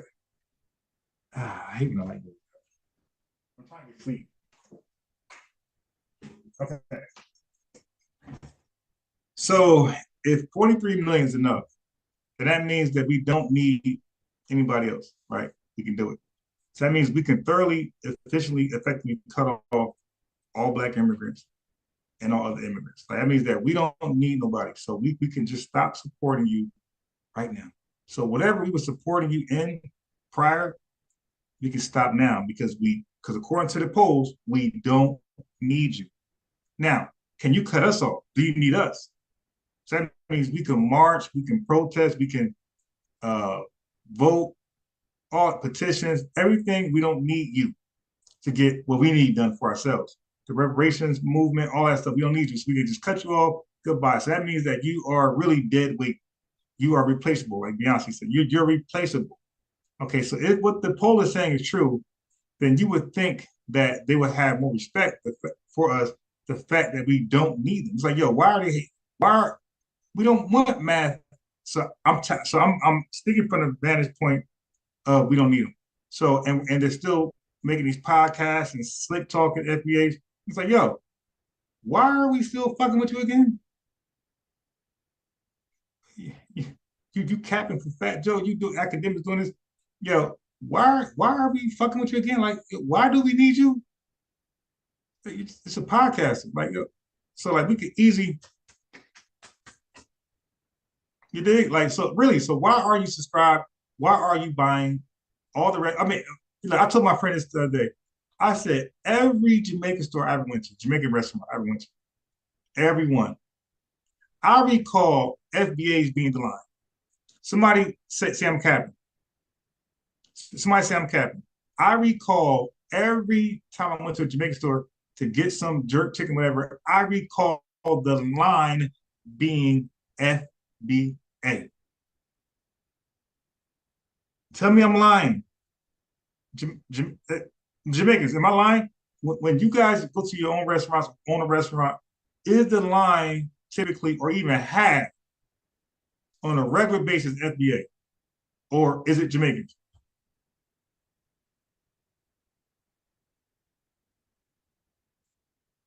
Let me know. Because I recall it's Negroes in my damn way. Why I can't get in and get out with my food. Ain't no Jamaicans sitting there. So it's like, yo, so a lot of y'all businesses is like literally attached to FBA support. Y'all barbers, y'all cut hair. FBAs go to your barbershops. What else I do? Now I'm guessing you do hair, and y'all a tiny, y'all Jamaicans are barely 1 million deep. So now this goes to the other point. So now if you said we need allies to get things done, right? Because somebody said no. Well, if we need more allies to get it done, well, there's only 300,000 Puerto Ricans and there's 1 million Jamaicans. So if 43 million isn't enough, how is 300,000 enough? How is 44,300,000? That's still not enough. 1 million more. So if we needed allies to help get things done, you still not relevant. You still not. We still need you. 1 more million will not be enough. 43 to 44. That's not a big difference. And you can throw in the 300,000. That's still nothing. So we still don't need you. So like the bottom line, I came to these numbers. I'm like, wait a minute. A lot of people talking a lot of shit, but we more valuable than we think we are. Like, yo, we really don't need them for shit. Like what business we do? What businesses that we have that we need Jamaicans, I'm sorry, Puerto Ricans to patronize? What businesses? Like a lot of our businesses are contingent on like white society and black, like FBA. What businesses do we really need that we keep allies with Jamaican? No, nothing. A lot of our shit, our sofa restaurants, I know Jamaicans coming out sofa fish stores. Like, yo, are we serious? Our fish stores, those Jamaicans be there. Like, yo, y'all don't patronize us like we do y'all. Like, stop. So where's this entitlement? Like, yo, we could talk filthy and defend the Fat Joe. So, okay. So again, Fat Joe's Puerto Rican, and this is I'm just being real at this point. This is not bias or discrimination or being funny. This is being real. Puerto Rico got 300,000 in this country. So Math Hoffa is willing, and I know he ain't Jamaican, but I'm gonna throw him in there because Barbados probably like probably 100 y'all in this country. So I'm gonna throw y'all in with Jamaicans.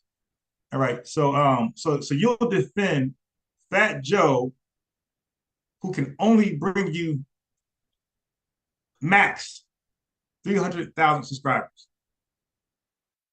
So you would go with that and cut off potential 43 million subscribers. That's why I say the math ain't mathing. The math ain't adding up. Why would you compromise 43 million for 300,000? And let's say he like, and all of a sudden, my West Indies, all of a sudden he's like pro island now. Okay. So you'll compromise 43 million for just 1 million? Like, yo, so I can't, I'm like, yo, I sat back and like, yo, these numbers, like, yo, we really just fucking with them just because we want to. Like, there's no real benefit at all. That's the elephant in the room that like FBs need to come to grips with. It's like, yo, why are we even fucking with you? Like, what is the benefit? Like, what are if we cut you off, what are we losing? If we cut you off, what are we losing? You don't patronize our businesses. We don't get loans and nothing like yo, what are you? You're not the teachers that we need. Like, what are we actually missing? We just say, fuck yeah. What are we actually, we're not missing shit. Here's the elephant in the room. We are better off, because you won't play that game, we're better off trying to convince an ally with dominant white society. That's the numbers we need. Convince some of these mugs to hop on the FBA agenda as far as reparations and things like that, justice and all types like that. Get them to like the Civil Rights March, right? That worked because white folks joined. You know, Jamaicans and Puerto Ricans there is white folks. So a lot of our things got accomplished historically in this country is because white folks were involved. Like, we got them to hop on and see things where we seen them, and it got done. Yo, what did we accomplish by getting Black immigrants to join us? And it was always our history. You can be mad all you want. Our history is consistent. When we got things done and we need numbers, it was normally always white America hopping in with us to get it done. There was no Jamaican influence on what we got. No laws passed on that shit. Okay, so that is the elephant in the room.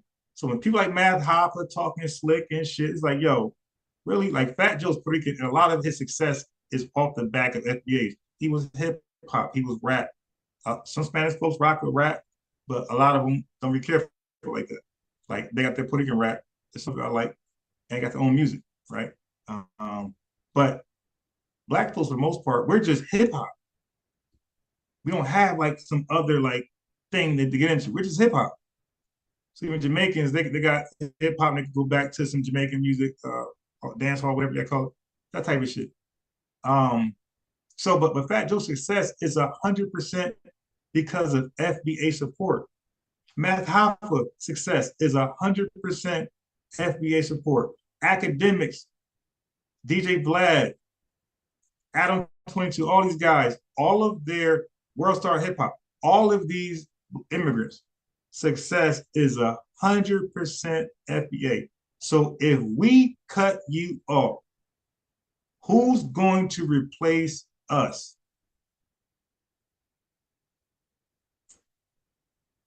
Who? There's not enough of you guys. collectively, y'all probably like 2 million if you add all y'all up together. Like 2 million. Ain't enough for you guys. And that's probably why a lot of them are mad. Like, fuck you, we can't get shit done without fucking with them. They're Katzas. The Yankees. Well, we can't get shit done without being forced to fuck with these. Oh, God damn, man. Oh, my nigga, what's up? You dig? Like, that's the elephant in the room. Is that they realize, like I realize, that they can't get shit done without coming to FBA culture cosplay. And when y'all realize that, and that shit sink in your head, I'm gonna play tone one more time. When that shit sink in your head, it'll be that much easier for you to unsubscribe from their podcast. Because you want to show them, like, yo, you want to show them FBA influence. Because if you don't unsubscribe, you're not showing them, and now we are who they say we are, right? So unsubscribe in masses to show them, like, no, let the others that you're defending, let the Eminem, he said Eminem. Okay, so let Eminem and his people come to your podcast. Oh, Eminem gave me a shout out, so I got some alliance with him. So Eminem gave you a shout out, and you got more alliance with him over Lawrence Moore. She gave you a shout out. Yvette, Tone Talks, like, because he gave you, okay, cool. Okay, so let us back away and let Eminem and his people step in our place and see if they're going to support you on behalf of us or in place of us. I should say in place of it. You know it's not going to happen. So, like I said, when we realize our power, like, yo, a lot of these motherfuckers, they really need us to support them, and they're mad at that. They're like, damn, I really can't get shit done with FBA people. Damn, I hate them, and I can't. I gotta align with them. So a lot of them just can't be Jamaican, just can't be Belize, and just align with us as they are. They'll cosplay because they can't get around the fact they need us. So let me just cosplay for FBA, just get them on my side that way. Instead of just being honest, hey man, I'm Jamaican, hey, I'm Grenada, whatever the hell it is, Trinidad, hey man, look, I'm this, but I need this and that support. That'd be a more transparent way. You dig? So that is the elephant in the room. Those numbers that Tone, when I heard those numbers, I'm like, wait, it's only how much in this country? It's only how much of them? How them niggas influential? Non-influential as hell for us. They can help us get shit done, but we can help them get everything done. So why do we have this 50-50 relationship? It should be, majority wins. It should be, hey, yo, let me holler at you. Yo, I need this. That's like going to a record label and trying to be 50-50 as a new artist. I'm like, nah. So we're the record label in a sense, and they're coming to our societies, our spaces to get shit done. Why are we 50-50? We're bad boy. You're the locks. You know what? You come to society. All right, cool. Check this out. That famous recipe you got there in Jamaica, that famous recipe you got there in fucking Venezuela, I need that. And we'll support y'all. And all this shit done over here, yo, we need this done over here. Like why don't we talk like that? Like why our leaders just definitely felt this? Because they didn't point this out to us, like, yo, they can't survive without us. Because without us, they got to go to white society. It's the same thing gonna happen though. Like they need a majority to leech on to support them. That's a fact. That's the numbers. All right. So let me see if I'm wrong. Like, let me see if somebody can say I'm wrong, and we can talk about it. But okay, so the numbers. There's 1 million Jamaicans, about 300,000 Hispanics, Puerto Ricans, not Hispanics, Puerto Ricans. There's like 4 million. No, there's 10 million Puerto Ricans total globally, and there's 300,000 in America. Okay, it's a small number to be talking shit and to be like to have the nerve to be racist. And I ain't talking about Fat Joe. I'm talking about like the ones that are racist, like for real racist. Because Fat Joe, I don't think he's racist. I just think he excessively used the N-word disrespectfully. That's the difference. But you got some of our Hispanic family who are actually racist. It's like, yo, we need to like knock on the door, Joe Witness, and give them the list. Like, yo, you only 300,000. Yo, do the math. Look, here's the math. That math can't math. The Hoffa kid mad. Here's the math. Like, yo, you need to show them like our strength. Like, yo, you're gonna need either us or white folks. Yo, the nation is on knocked on black doors for like recruit. You need to knock on these motherfucking doors and show them the numbers. Like, yo, you see that right there? You know what that means? Okay, so this is what I need for y'all. When we boycott, y'all there. We protest, y'all there. We burn some shit down, y'all there. When we write a petition or want Tookie Williams, like Tookie off the death row, y'all gonna be there. Or y'all get no help from us, no support, zero. We'll turn your back, we'll turn our back on y'all every chance we fucking get. We'll let ICE abuse you, we'll let this person abuse you. We ain't gonna say shit like that. We gonna act like you don't exist. Like that's the power we have that we're not gonna use, that people that they're really afraid of us actually acknowledging we have. Because that's the elephant in the room. That's the elephant. With these numbers, I'm like, because I didn't know that they were that small, and I thought it was more. It seemed like everywhere I go, I see Jamaican, but I didn't know that they were that small in fucking numbers. And y'all got the nerve to talk shit. Yo, we really don't need y'all niggas for shit. Y'all can't help us get a got because either we don't need. See, here it is.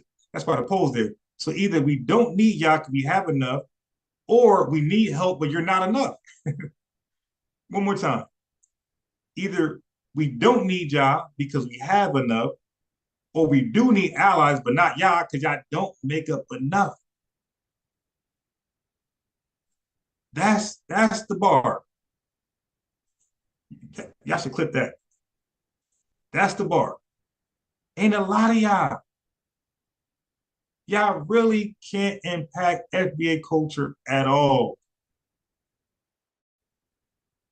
Y'all not John Stockton. Y'all not Chris Paul. Y'all can't assist with shit. Y'all more like Kawhi Leonard. No assists.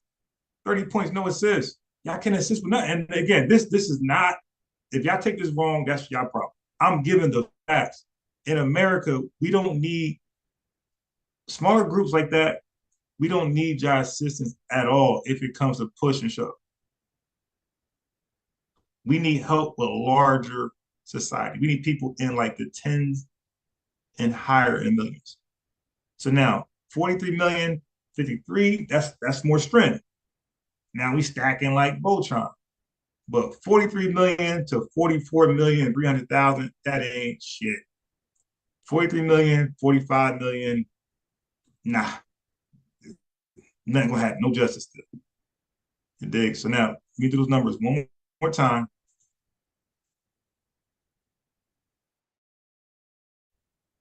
One more game. So I'm hopefully y'all can see what I see. And unsubscribe from stop. You can still look, you can still watch the videos while you can watch them. You just can't chat probably, but you can still watch the video unsubscribe. And if you are going to subscribe, you better troll. You better like put FBA every chance you get. So they can feel you. You can feel your, you know what I mean, your strength. But so it's either troll with FBA and the lingo, the movement, the all that we be talking about, or unsubscribe. But to sit there and try to be like a versus West 80s, and we never heard this shit before. So now sudden, hey, I met a bad man.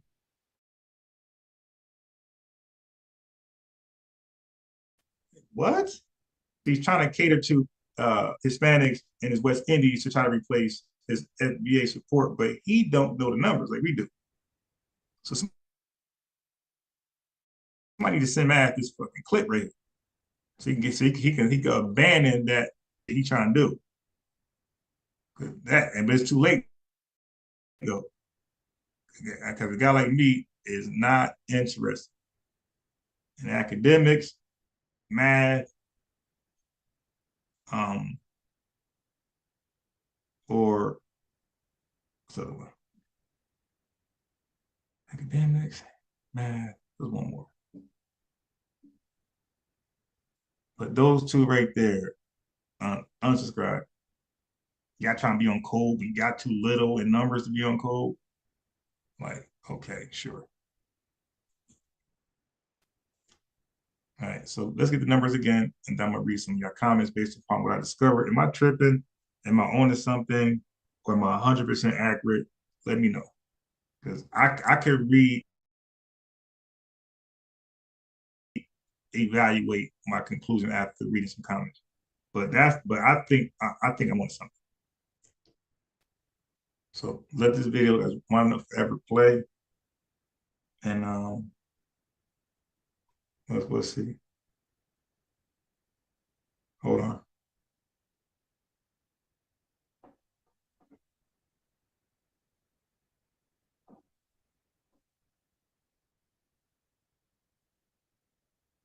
God damn, yo. I'm getting sabotaged.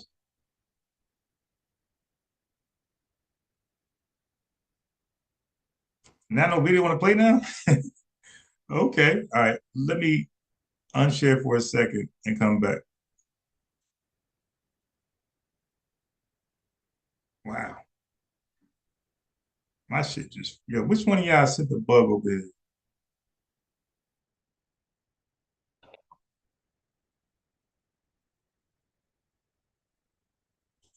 Yo, my computer is tripping out, bro. And my screen is going black. My screen is bugging out. Wow. Now, that's that conspiracy theory shit right there. My screen started flickering like the lights. I promise you. It should start like the lights are flickering. I gave the numbers and no video play now. I gave the final conclusion. Like, yo, I'm like, yo, that was like the light bulb moment. Like, yo, we don't need, wow. They talking shit like we actually need them. Like we can like just ignore them from today on. And we're gonna be fine in society, but they're gonna feel it. Part of the problem is we don't know the numbers. There's about 42 million, 40 million blacks. Only 300, 400,000 are Nigerian. Only 1 million are Jamaican. Every other group is nominal from there. If you look at Joy Reid, she comes from the Congo. We might not have 100,000 people from the Congo in America. So how are you on TV representing the ADOS community? Part of the problem is we don't know the numbers. Here we go. There's about 42 million, 40 million blacks. Only write that down. 40. Let's do the numbers. 42 million blacks, approximately.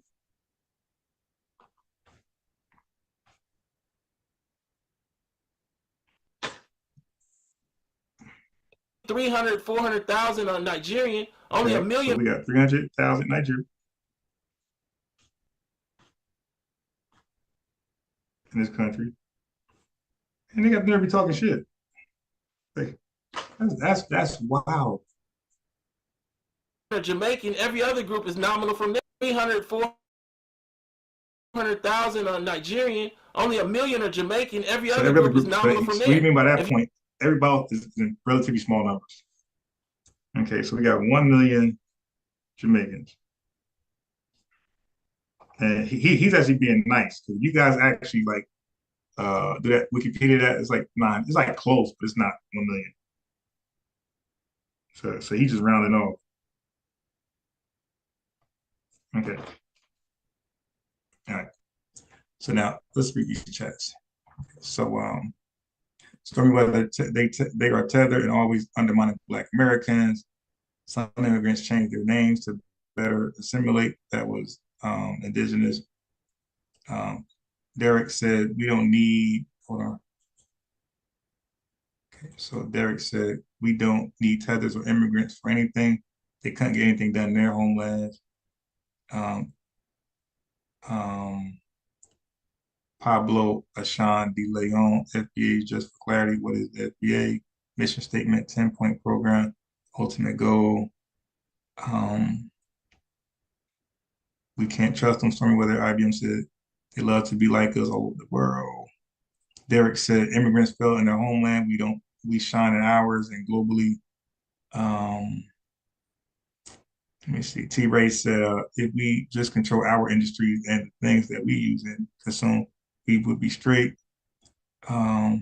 Give us Bob Marley. They can have Obama. Obama's a tether.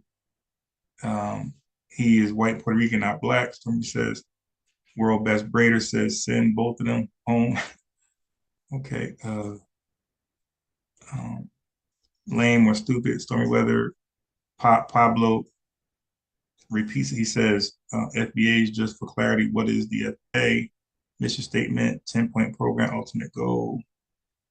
Ray K said, all it takes is 300. Derek said, we lose dead weight by ditching tethers. He says, tether immigrants have zero fight in them, which is why their countries are all dysfunctional. I am King Malley says, lid, where'd it go?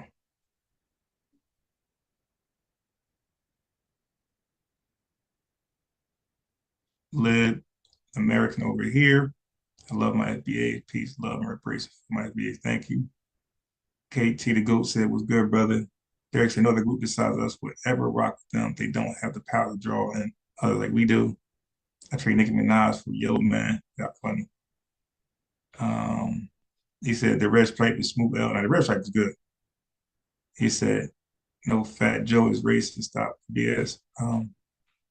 T-Ray says, even the Princess of Muna wanted to come to me. Yeah, funny as hell. Derek, what about my assessment? Caribbeans combined have zero global relevance, no icons, no respect, and no influence. The Jamaica flag is actually offshoot the Scottish flag. Wow, it looks like exactly the goddamn same. Yeah, Flab Joe is a straight up racist. We might need some John Brown as allies. Yeah, I'm telling you, Ray. I'm telling you, bro. I started really look at this. I'm like, you know what? We're looking for the wrong people for support. Because when I say wrong, I'm talking about wrong in massive numbers. I think a lot of us think that there are more Black immigrants in this country than they are. It's like, yo, if you get a quarter of white Americans to hop on and push for reparations and all other agendas and ideologies, it's going to get done quickly. And so it's like, why are we leaving them out? Because a lot of them actually believe in Black folks, FBA should be prepared. Like, we just write them off. And we keep trying to be inclusive to people who's writing us off. It's like, yo, why are we not considering this group when they're up for grabs? And this other group who we're trying to brainwash into think like us, and they're like, nah, we're good. We got our own agenda.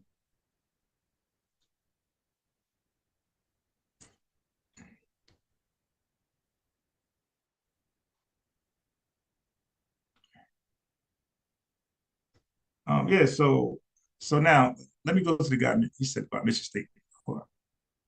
Let me go to that. Okay, he said, what is the FBA's mission statement, 10-point program, ultimate goal? Bro, okay, so let me answer the most important. Our ultimate goal is to seek reparations for the harm that was done to us and was politically, financially, legally owed to us, which is money, cut the check, and other things with the money. It ain't just the money. The money is a big deal, and other things. Because a lot of us, I'm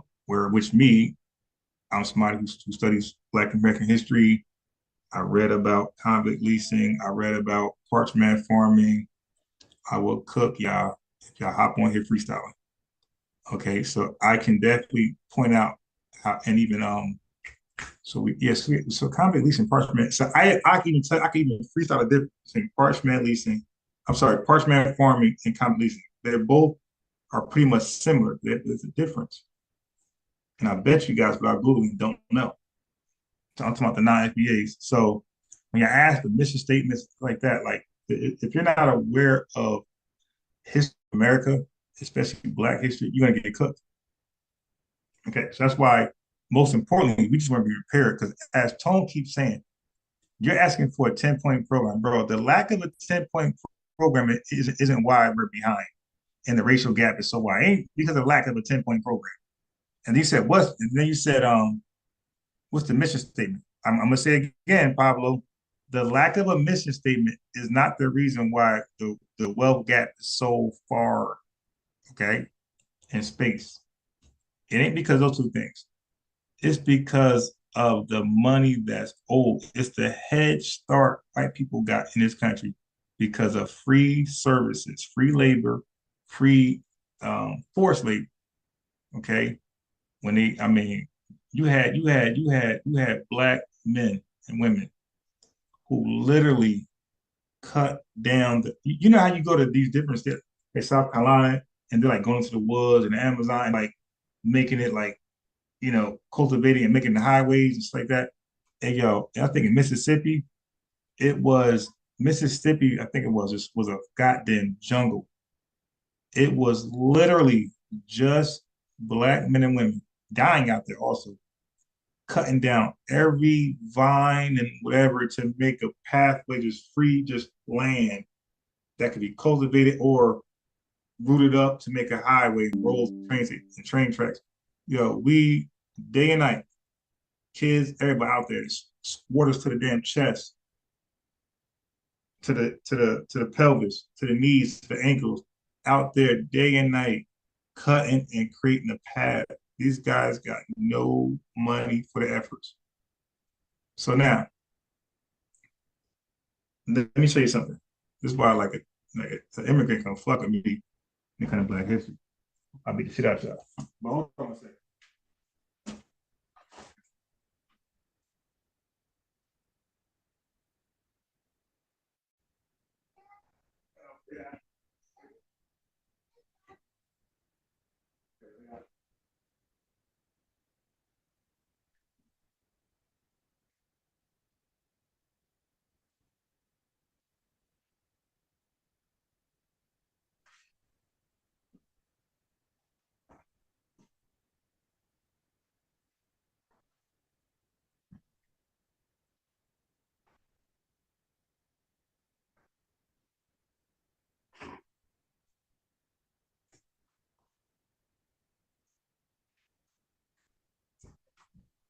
Okay, so I'm back.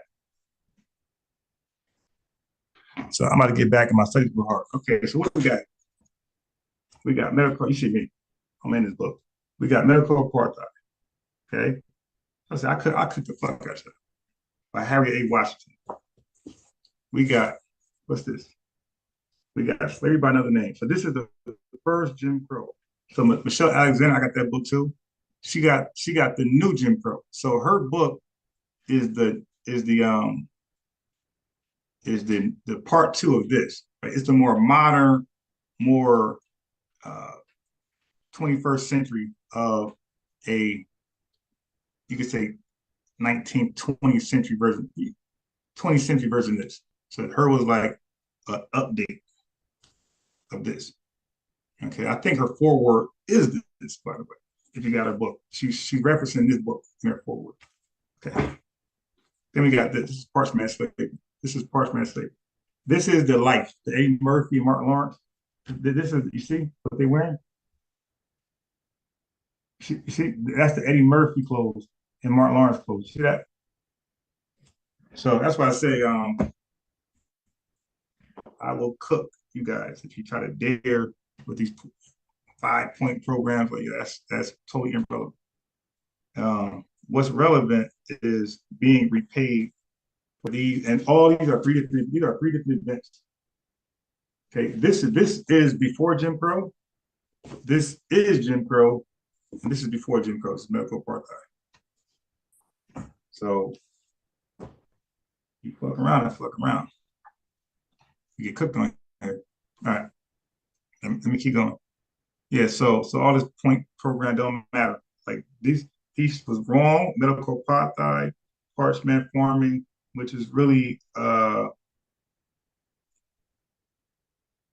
see. Damn, I need something on. Which one?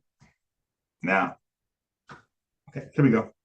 Look at this. What does that say? In the red. What does that say? In the red. Is it reverse layout? Is it regular? Okay, so it says the re-enslavement of Black Americans from the Civil War to World War II. So this is actually convict leasing and what's the other term? I say parchment farming, but it's not. It's two terms. I'm missing right now.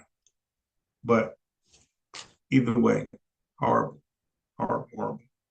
That people being after the Civil War, black folks weren't working. Shit, America wasn't working. But what they would do is white racists from the South, they would go find black men who ain't working like everybody ain't working. Civil War just happened, nobody working.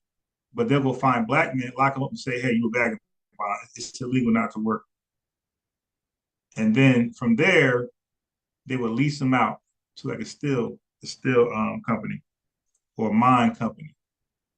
Because so me, I actually skipped a little bit. So they'll lock you up for being a vagabond, and then the court will charge you a charge you can't pay. You're not working. So now, because you can't pay it, that's where the convict leasing comes. Because now the steel company say, "Hey, I'll pay that for him if you guys lease him out to me for this period of time." So this is right after slavery. So this is yeah, right after the Civil War.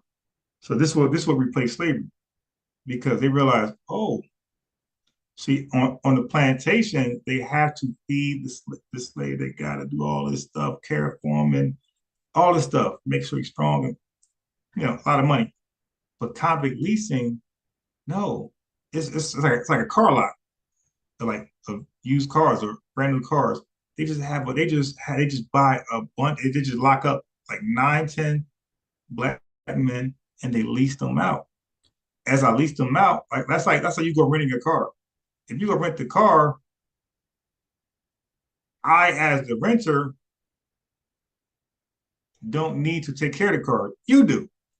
So when they lease the black man out, right, to like a steel company or mine, it's their job to feed them. It's their job to clothe them. It's their job to make sure nothing happens to them. Because if you come back crippled or damaged, they gotta buy like a store. You break it, you gotta fix it. I mean, if you break it, you gotta pay for it. So if the black man came back crippled or severely injured somehow, or broken leg, that person who leased them, who they rented him, they are responsible for those damages. And I think a lot of hard stuff can happen to them. They got to pay a heavy fine or buy the man outright as a cripple, as an injured person, as yours now. And I think in some cases, I might be too extreme, but I think you might get killed. But it was serious. Like, they didn't play with that. I leased him out to you. He better come back exactly where I sent him. Well fed. So you can't do it. You can't do the I ain't gonna feed them type. No. I got my bucks strong and ready to work. When I lease them out, I want them back strong and ready to work for the next company. So that's what they did. That's a freestyle, just off the top of this book right here. All right, this is a great, great book. I'm telling you guys. But if you're a reader, you should definitely mess with all three of these books. When people say, like, what books would you advise? Your auto pseudo books, throw in the trash. I'll say this, Medical Apartheid. I would say Worse Than Slavery. I would say Saved by Another Name. And I would throw in Michelle Alexander's book, The New Jim Crow, as my fourth book. The fifth book, up for debate. You decide. But let's read. Okay, so no other group besides us would ever rock with them. They don't have the power to draw. I read that. Okay. So I read some of this stuff already. Okay, cool. So we're caught up. So now I got some other stuff that I'm to save for tomorrow because it's 1 a.m., 1:21 a.m., 1:21 a.m., and it's gonna rev y'all up. So if y'all on the East, if y'all on the West Coast, y'all good. If y'all on the East Coast, I got some videos because the next live is gonna call Diaspora.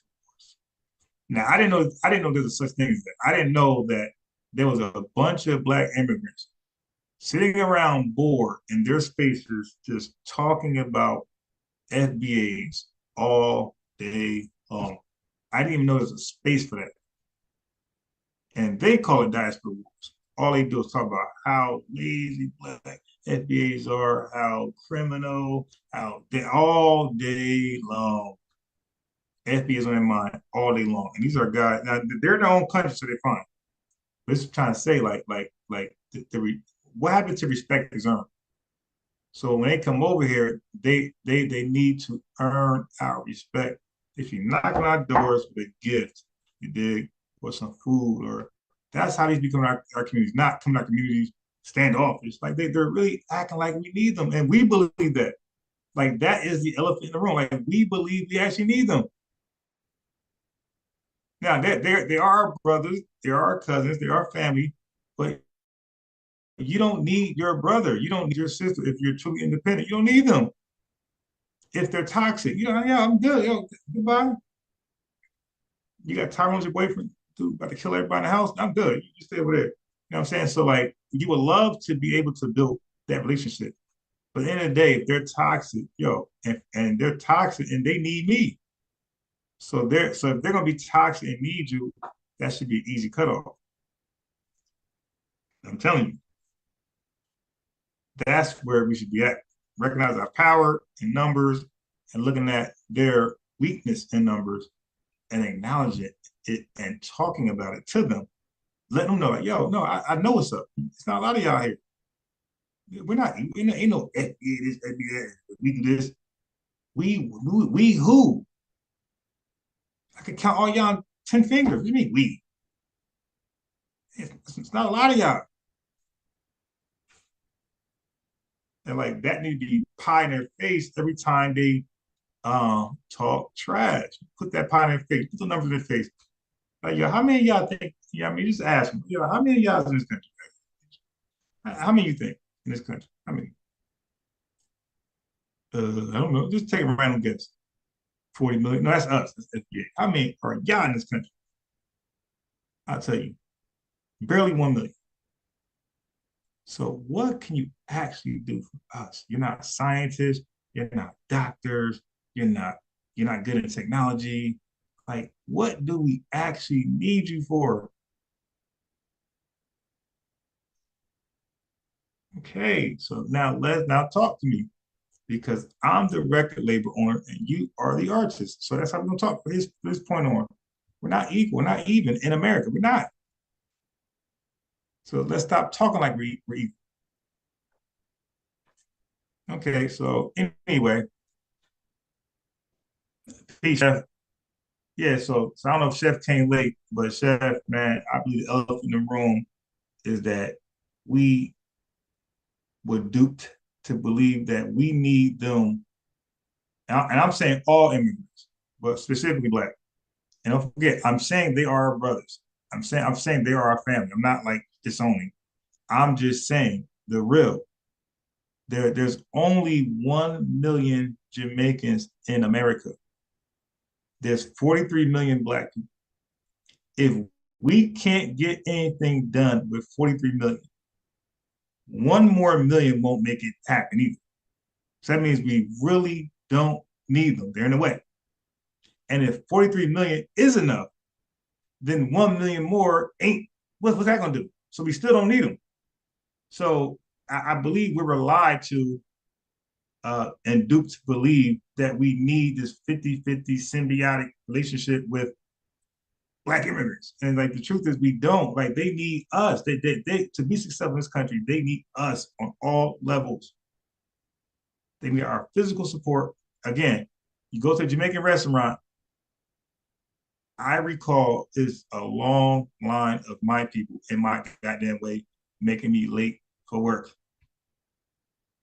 I don't see a long line of my Jamaican brothers in that line. I don't. I see a long line. If anything, it's 50-50. But we are in that line as much as them to support. So take the FBAs out that line. That restaurant ain't thriving like that no more. That shit barely standing. And that's what I'm saying. And we need to like express that verbally, chat. You know, I say verbally, chat. Let them know that in the chat. And then let them know that from your unsubscription. Boom, like I just did. Boom, unsubscribe. You're going to find out. Okay. So with that being said, I don't want to wake up at 10 a.m., 9 a.m. I want to wake up early. So I'm gonna go to bed, but I'm gonna go live before Chef. I'll probably go live in the morning. Chef is on live to 7 o'clock. We'll check him out. So I'm gonna be live earlier. I'll probably go live in the morning, most likely, like 9, 10 o'clock. and I'm gonna get it out the way. I don't want to be live with Smells live, so I'm trying to go early in the morning when I can, and because for the rest of the week it's a wrap because the holiday is over. So I'm gonna go live in the morning. And I may go live another time right before Chef gets cooking. But if y'all learned something, if y'all was inspired, you're motivated, if you feel good about yourself as a result of this podcast is live, the Cash App is there. You can show your appreciation there. And with that, I'm going to have to do Diaspora Wars tomorrow. That's going to rev a lot of y'all up. I got to do it because this like, I'm not going to hide the laundry anymore. I'm going to just show it. Like, look, this is going on. And keep in mind, in this country, we really don't need their help because there's not enough of them to help. We more so need white society involved in our affairs to help us. Because they are the politicians, they are the legislators, they are in the way and can make it difficult for us. So why, hey, we're trying to convince them, yo, the ones in power over there, like, yo, like Dr. King, he convinced the white power structure. He didn't go to the tether class, he went to the white power structure. So same thing with us. Same thing with us. Like I said, so Cash App $ Swazi 7 SWAZI 7, and we are out tomorrow. I have the link in there. Check, we chop it up, and have